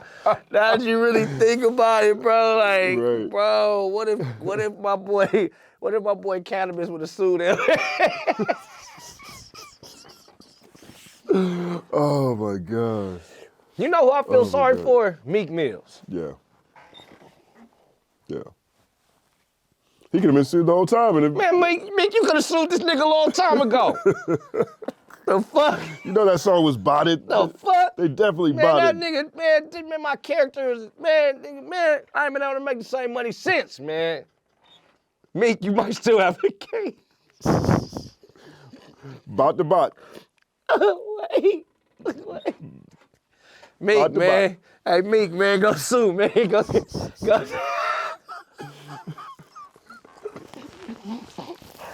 Yo, this shit is crazy. That nigga really sued that man, bro. That's funny as hell to me, man. I've never seen nothing like it, man. I fucks with it. It's hip hop, man. Go for it. Go for it.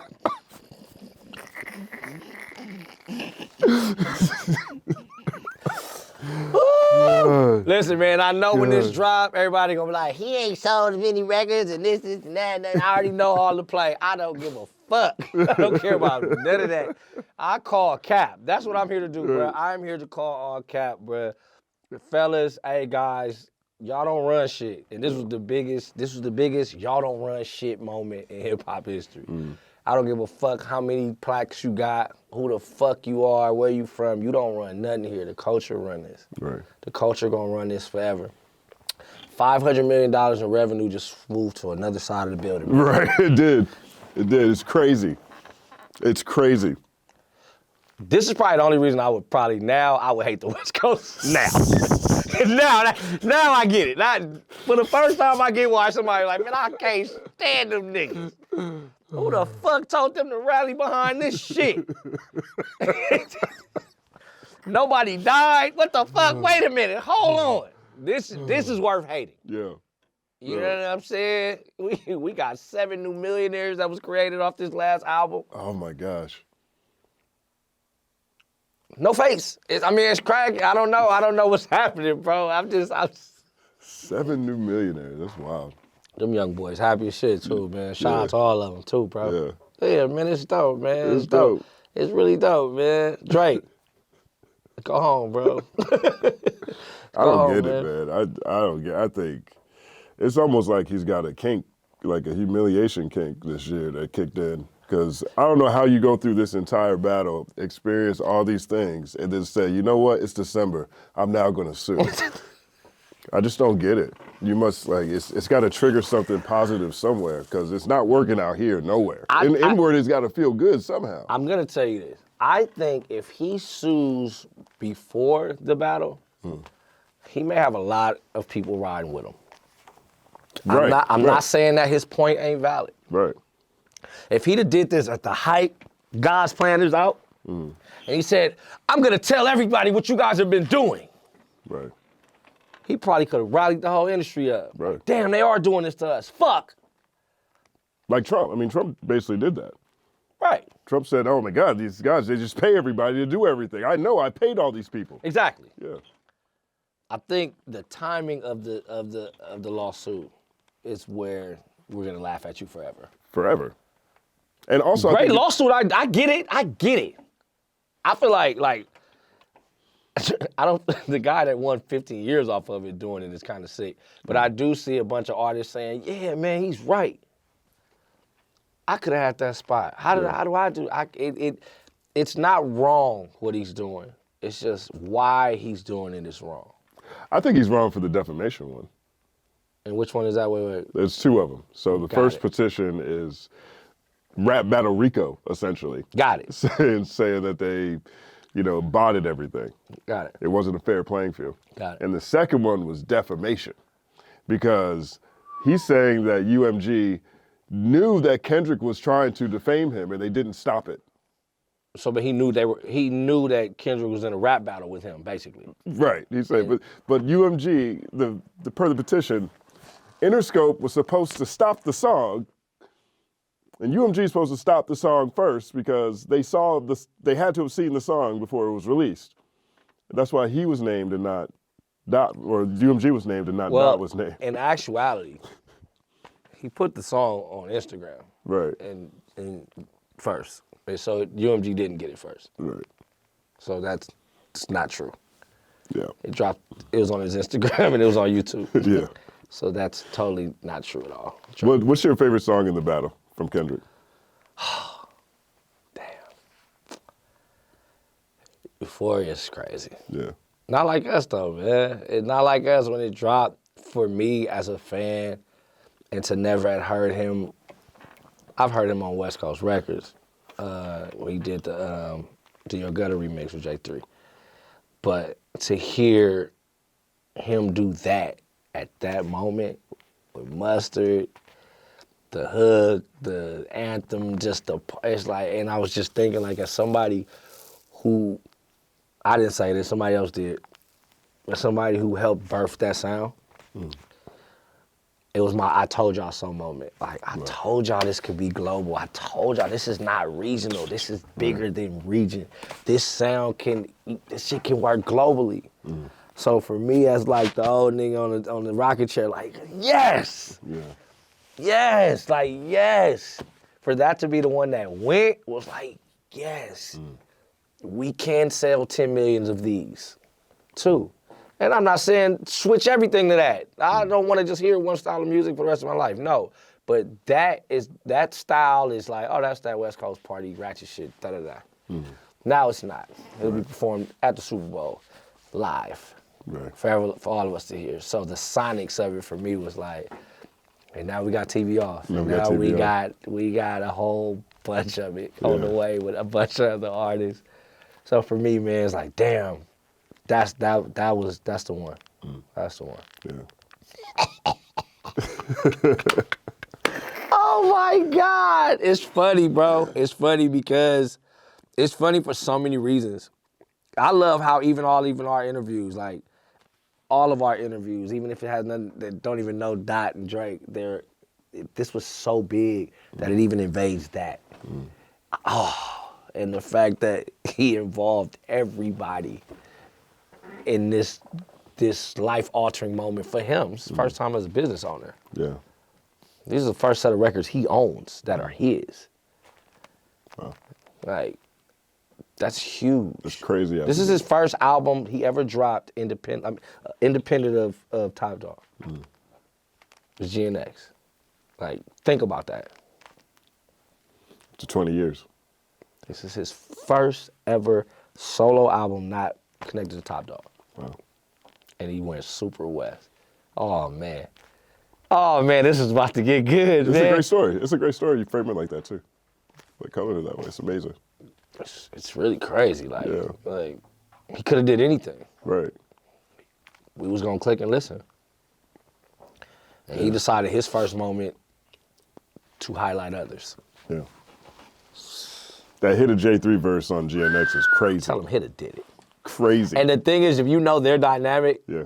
like they're from like blocks away from each other. They've been knowing each other since this. So for that moment to happen for some tribal area shit, and Wally, they from over there too. We all from over there. For them to have that moment is bigger than like the song. Like nigga, our hood is on fire right now, and everybody over there smiling. Everybody's like, wow, you know what I'm saying? Look at Hitta, man. Hitta been rapping a long time. Yeah. Hitta got he got the only song with me, Kendrick, and YG on it. Like we all know him. He been running around here for years, man. Solid guy. For him to get this opportunity and maximize, he went in there and destroyed it. He did his thing, man. All them young guys, man, did they shit, bro. Rag on my head like the Taliban. Come on, man. Come on, man. I love that. On. Yeah, I mean, honestly, you know, GNX is probably the track that's taken the longest to grow on me, to be straight up. That beat is so unorthodox. It is. Because the first time I was in it, the first time I was listening to it, it felt like that episode of that show on MTV where Method Man and Redman were pranking Luda by making this beat you're not supposed to be able to rap to, and then Luda can rap to it. You can see how dope Luda is, right? And, you know, it's really just getting adjusted to the pocket. Yeah. But, you know, Peso got a line on that where he says, I broke her heart, you the type to go and fix it. He kills me with that line. But that track right there is, I mean, just really hit his verse on that. Yeah, I love it. When I heard the track, I'm like, this is pushing the line on the West Coast sound. Yeah. This is what Kendrick would do. Right. To the ratchet sound. He's gonna find the most unorthodox way to do it. So I loved it. That was one of my favorites off rip. Yeah. You know what I'm saying? And you know, when he hit it with the like, why? So you know, I'm culturally connected. Right. I'm culturally connected off rip. Right. But when I seen Hitta on it, now the section is going crazy. Just on some Compton shit. Well played. Yeah. Well played, well executed. And if you just know the tribal connections of a lot of those young men, he took a lot of different neighborhoods that normally wouldn't be in the same place and put them in one room. Yeah. Just like Pop-Up. Same shit, bro. Same shit, man. Forward-looking question, 2025.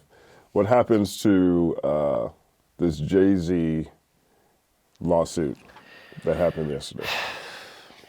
Man, we gotta chill. We gotta chill, bro. We just gotta chill, man. Like, the way they just try to destroy our icons is crazy. Let's, and I'm not saying this is true at all, right? So, okay, what about Elvis? Right. We're gonna go dig him up and talk about his wife that it's not like nobody, like we can't keep doing this, bro. When guys get to a certain spot, we do the exact same thing to pull them down. Do I think they had sex with a 13-year-old? No, not at all. But if you could just make an allegation and then we put it publicly, now everybody has to defend a lie. We gotta stop, bro. That's the downside of the internet. The fact that it's not governed. You shouldn't just be able to just post legal documents and we all can see them. I don't think that's fair because like in public's eyes, you're gonna pick guilty or not guilty based on what you feel about the person and not the actual evidence. We've seen no evidence. We've seen somebody write up something and now, did Jay-Z fuck a 13-year-old? Just that fast. So all the accomplishments, everything just gets wiped out the window until we find out the answer to this. It's just getting like redundant. You know what I mean? Again, if anybody has sex with a child or is a predator on a child, they should be thrown under the ocean with bricks tied to their feet. Let them drown and die out, if that's the case. But just saying that blanketly, and now we gotta all like, well, he could have did it. Man, we gotta stop, bro. We gotta stop, especially when we just let a man say they was gonna rape the homie and nobody's fucking saying nothing. Right. This shit is all backwards, bro. It's all backwards. We gotta stop, bro. Like, if you did something wrong, go to jail or hell. I'm fucking with you. But it says you're innocent until proven guilty. And the internet is just wiping that model away. It's not fair, bro. It's not fair for that man's kids. It's not fair for none of this like shit. I wish we didn't get to see trials. I guess we didn't get to watch and know people's information until after it was over. Because everybody's sheep. There's a lot of people who are comparing this, people's reaction to this, or people who have reactions that are similar to what you said. You know, like, oh, well, we're letting the internet litigate, decide whether or not this person did this thing. They're comparing that to the way people reacted to Not Like Us when it comes to Drake. What I'm saying is people look at that song as painting Drake as something that, per the definition of the terms, there's no proof of him being. You know what I mean? And I mean, obviously this is much more serious because it's a legal situation. But away from necessarily these two examples, you know, a reputation flies fast on the internet. Yeah. You know, and so I personally do think there should be, at least from my point of view, I take a lot of responsibility in terms of how I talk to anybody on the internet. Yeah. But I feel like with this case particularly, Jay-Z's got, I think he's doing the right thing by fighting this, not just trying to pay for it and let it go away. Yeah. Yeah. I just want us to stop and breathe for a second. Yeah. The news cycle is just getting too repetitive with the exact. I mean, I can see if they switch the stories up. It's like they take us down with the exact same story. Yeah. They mess with somebody young. Right. Michael Jackson, R. Kelly, Puff, Jay. Like that's the story they tell. Like just to take us down. Cause that's the only ones that make black people look at other black people like, ugh. The other ones, you can kill somebody, hey man, he probably broke in his house. We'll justify a lot of shit. That's the one rule we don't fuck with. So that's the one we feed to our culture to help take our culture down. Bringing up Drake, he's black when it's convenient. So I don't look at that the same. You know what I'm saying? And not saying he's not half black. I'm just saying he utilizes all of his powers. You know what I'm saying? Right. Jay-Z don't have that chance to do it that way. So I don't know, man. We gotta stop though. We gotta stop that. We gotta stop falling for the banana in the tailpipe too, as people. We gotta stop. Man, our eyes is doing the hearing and the thinking too, bro. Like we gotta stop.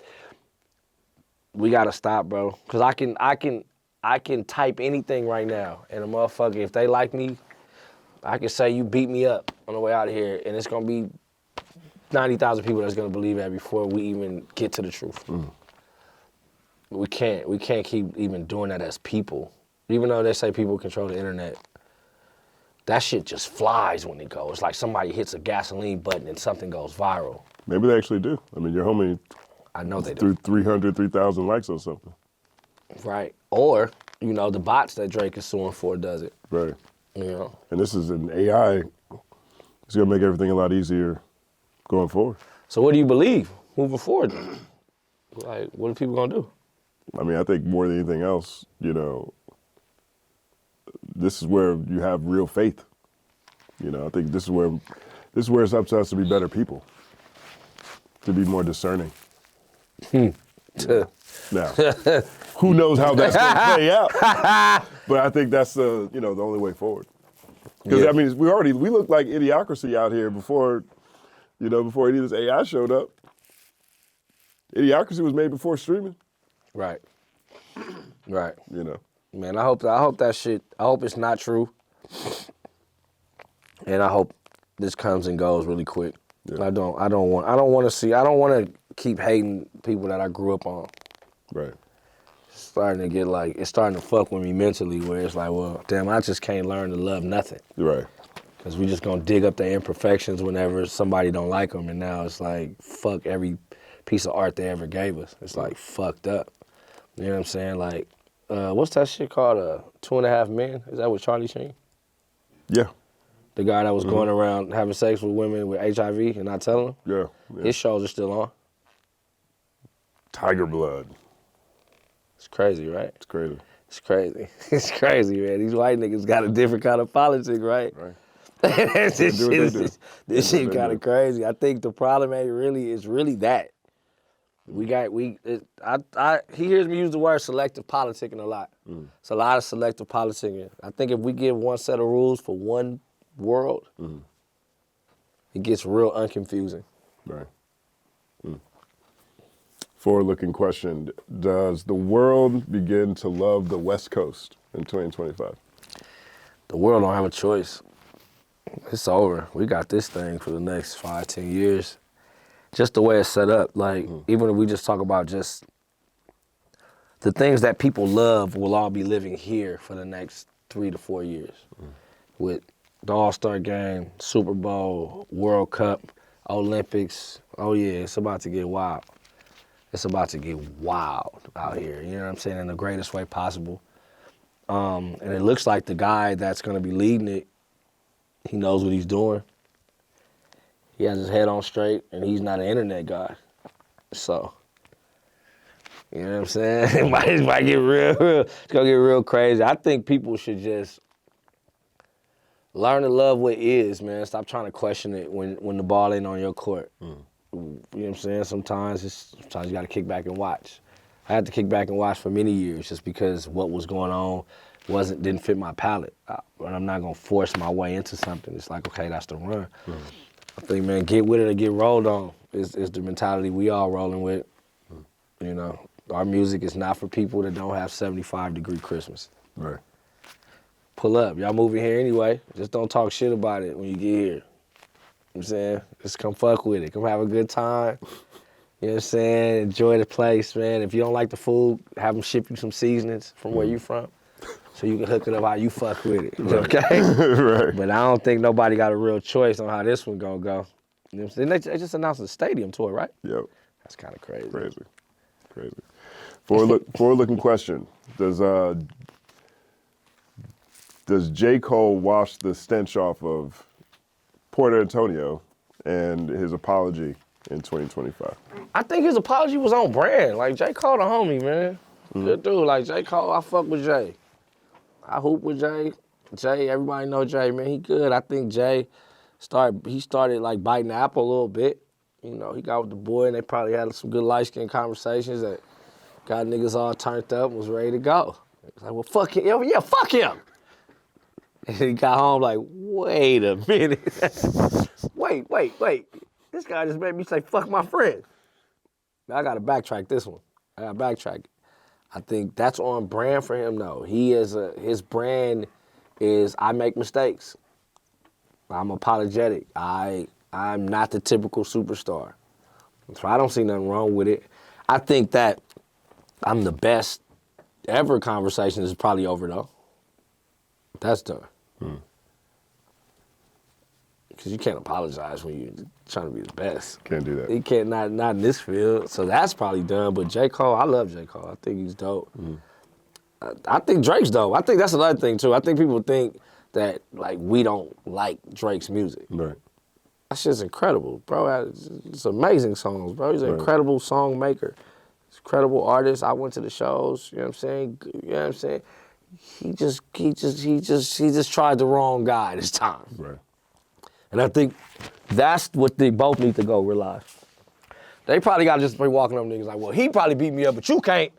That's the attitude they got to walk with for the rest of this shit. I would love to see them two battle, Drake and J. Cole. Not even on no beef shit or anything like that. I think that stylistically, from a battle standpoint, it'd be really interesting to watch those two go head to head.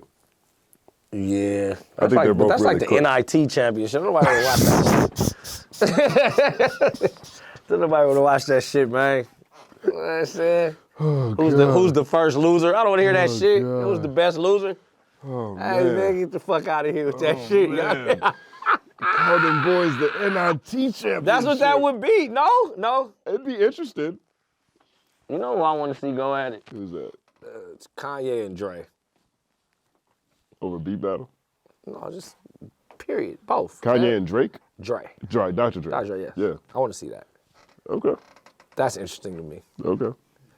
That's far more interesting to me than that. Who wins? Compton or Chicago? Who takes that victory? I would say Dre, but I'm saying Dre because I gotta say Dre. Right there you go. But nigga, I ain't sleeping on Ye and Ye is Ye. Yeah. And Ye is Ye. Ye's incredible. Ye is iconic. If aliens landed tomorrow, I would want them to meet Ye first. Right. I feel like he has the best grasp of the human experience than any other public Right. figure I've ever seen. Right. Yeah, Ye is... Maybe get to the Pope and the mother mugs later. Bro, Meet Ye first. Ye is like the ultimate nigga, if you really think about it. This nigga ran for president. Like, just really Right. think about the audacity. He's the most audacious artist we've ever seen in history. Right. You talking about an habitual rule breaker. Right. He was the first no drums nigga, like no snare. He just nah. I mean, he targeted Jewish people and just went east. Went China, went to Saudi Arabia. Just there's a whole half the world that don't feel the same way. Yeah. He finds a way. Because Yeah, he finds a way. that's why I would want to see that, because Dre always finds a way too. Yeah. He always finds a way to be superior. Yeah. That's the verses. That's the thing I want to watch. That's real icon battling shit. What we just watched with them three was something secretly all of us knew was gonna happen. If It was still icons though. iconic for sure, Yeah. but you knew what he was gonna do. To that Yeah, boy. that's true. You knew that. I just Like, couldn't wait. You I- more so like, I didn't know how it was going to go down, but I knew it was going to go down. I didn't know what it was. I didn't know I was going on the Shakespearean shakedown. so that's what I'm saying. I didn't know it was going to be a 4-act Shakespearean play. So the you know. Dre Ye thing, I don't know how that's gonna go. I don't Right. know. I know who I think is gonna win, but that one's gonna be like Yeah. the stage show, like what it. I don't know what that's gonna be incredible. That'd be a crazy versus. That's what I'm talking about. Yeah, that versus would be nuts. That's what I'm talking about. Yeah. That's what I'm talking about. I would love to see That's that. what I want to see. I want to see that. Yeah. Everybody bringing out the iconic people they've created on sets, and wow, That's a show. that's a show. That's a show. This shit we just watched was some goddamn a glorified scrimmage. Yeah. The homie's gonna spank all them boys. he gonna spank all them boys. Yeah. So you're approaching 20 years. You Yeah. got almost a complete 2 decades in the game. You've collaborated with artists across the spectrum. You've seen multiple eras of West Coast dominance at this point in time. You know what I mean? You've made a film. You know, you have and you've produced for a number of up and coming artists. You're inspiring Lefty Gunplay. That's At fresh. the I just got moment. the text from them. They're epic. They're epic right now. Yeah, you know, we've seen this incredible battle this year. I think it's the best battle in rap history. Totally. We just passed the 50th year of hip hop last year. So out of everything you've seen, everything you've experienced, what still surprises you about hip hop? What surprised me is that the business of hip hop still hasn't caught up. The money is made for everyone else, it's been great. But the actual way the business is done should be done like Taylor Swift. It should be done like Tim McGraw. It should be done the exact same way. Hip hop business is so ghostwriting, ghost producing, take publishing, take masters, take. The splits are not equal. It's, well, you only did a hi-hat, so you get the business of hip hop is still the exact same way from the Eazy-E Suge days. And that's what I don't like. That has to change. We have to credit the people that work. We have to give to the people that work. You have to be truthful to the people that work. If there's no money there, tell them. If there's back-end money there, tell them. If you can only give them this, tell them. Like we act like we're selling cocaine around this motherfucker. Everybody's so goddamn whispery. And so this and that. That whole thing is the one thing that I need to see change, and I'm gonna help by doing it the right way, and hopefully we all can do that. You know what I'm saying? But on a positive note, the beauty of it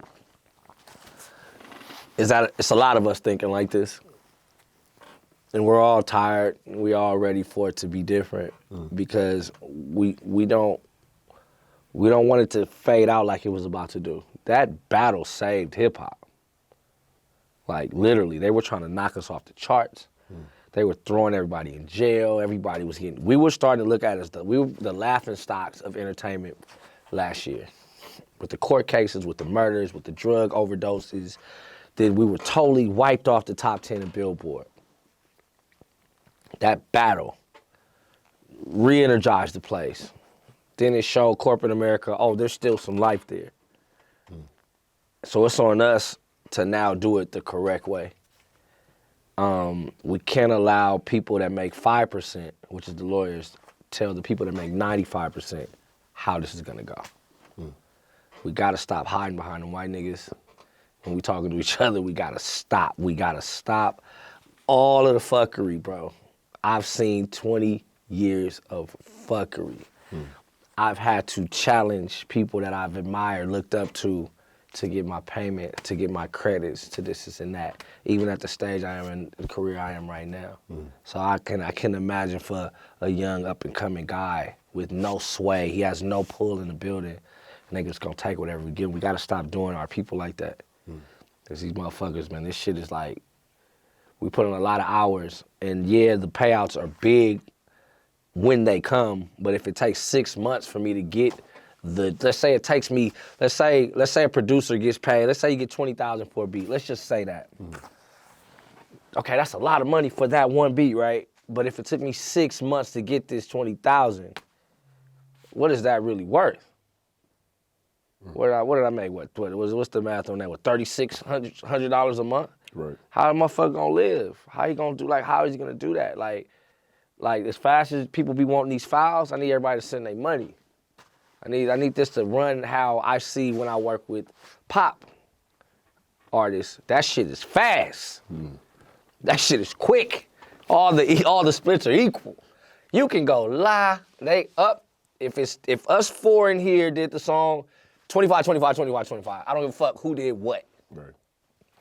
It ain't even said. That's the rule.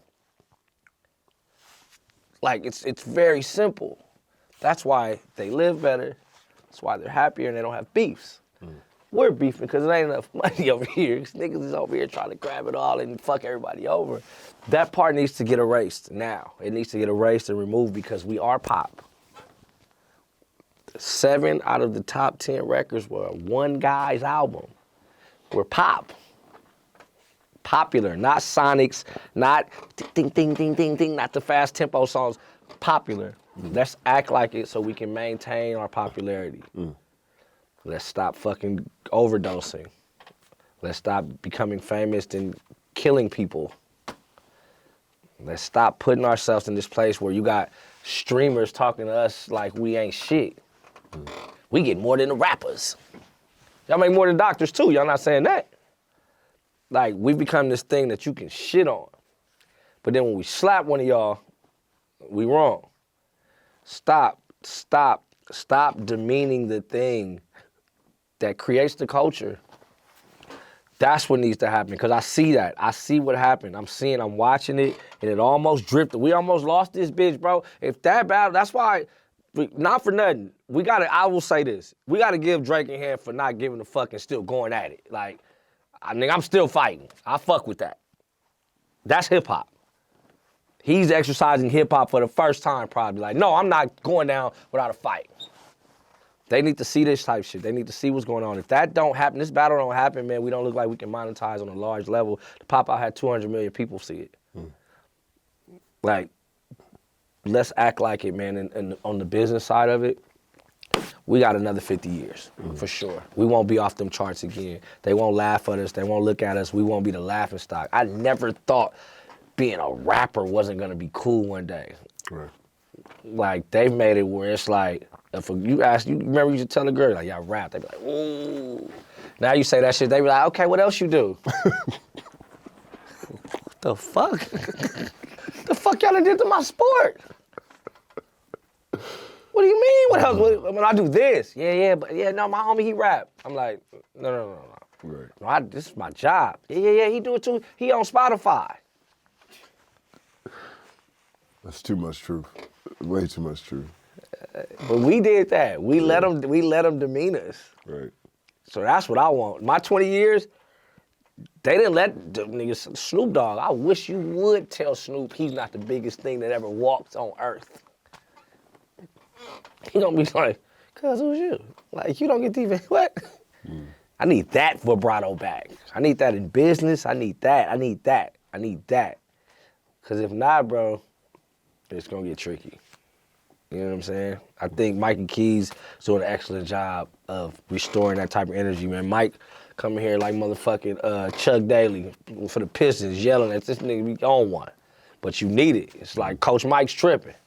No, I want excellence. Don't take it personal, I want excellence. So everybody, he laughing, see? He be on these boys. I love it. Because what it is creating a synergy of helpfulness, selflessness, responsibility, bro. We're at 8 in the morning, I had you here. I was here already for an hour. Right. I got here at 7.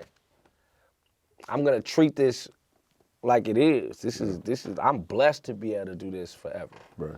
So that's what I want to happen for the next, whoever watching this, these kids that's watching it.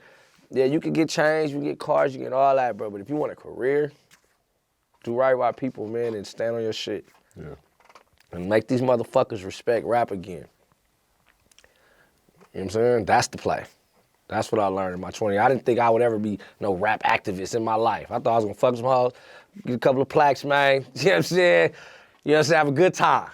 Now it's like, man, I feel like Martin Luther X around here, the way I be having to talk to him. Because I don't want him to go broke, bro. I don't want him to die. When I talk to Lefty and his team, I tell him, like, bro, this kid is the #2 record in the country right now. Right. He was in jail 12 months ago. He's learning how to be a professional. Let's understand in the next 9 months, there are gonna be checks that's gonna hit his accounts like he's never seen. Let's go find anything that's not right in there and let's start fixing that up. If I'm gonna stay on long term. Right. That's what I've learned in 20 years. Because nobody was talking like that. JasonMartin. Come on, man. My dog. Appreciate you, You already know. It's all happening.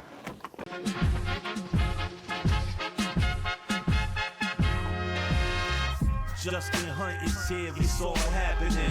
Justin Hunt is here, it's all happening. The mathematical breakdown of this mighty game of rap we in. It's boom bapping. Systematical culture views that's radical, it's all happening. Shaking hands and dabbing them. Life through the lens of hip hop, from trip hop to yes, y'all, you don't stop, you don't stop. Justin Hunt is here, it's all happening. It's all happening, yes, it's all happening. Justin Hunt is here, it's all happening. It's all happening, yes, it's all happening.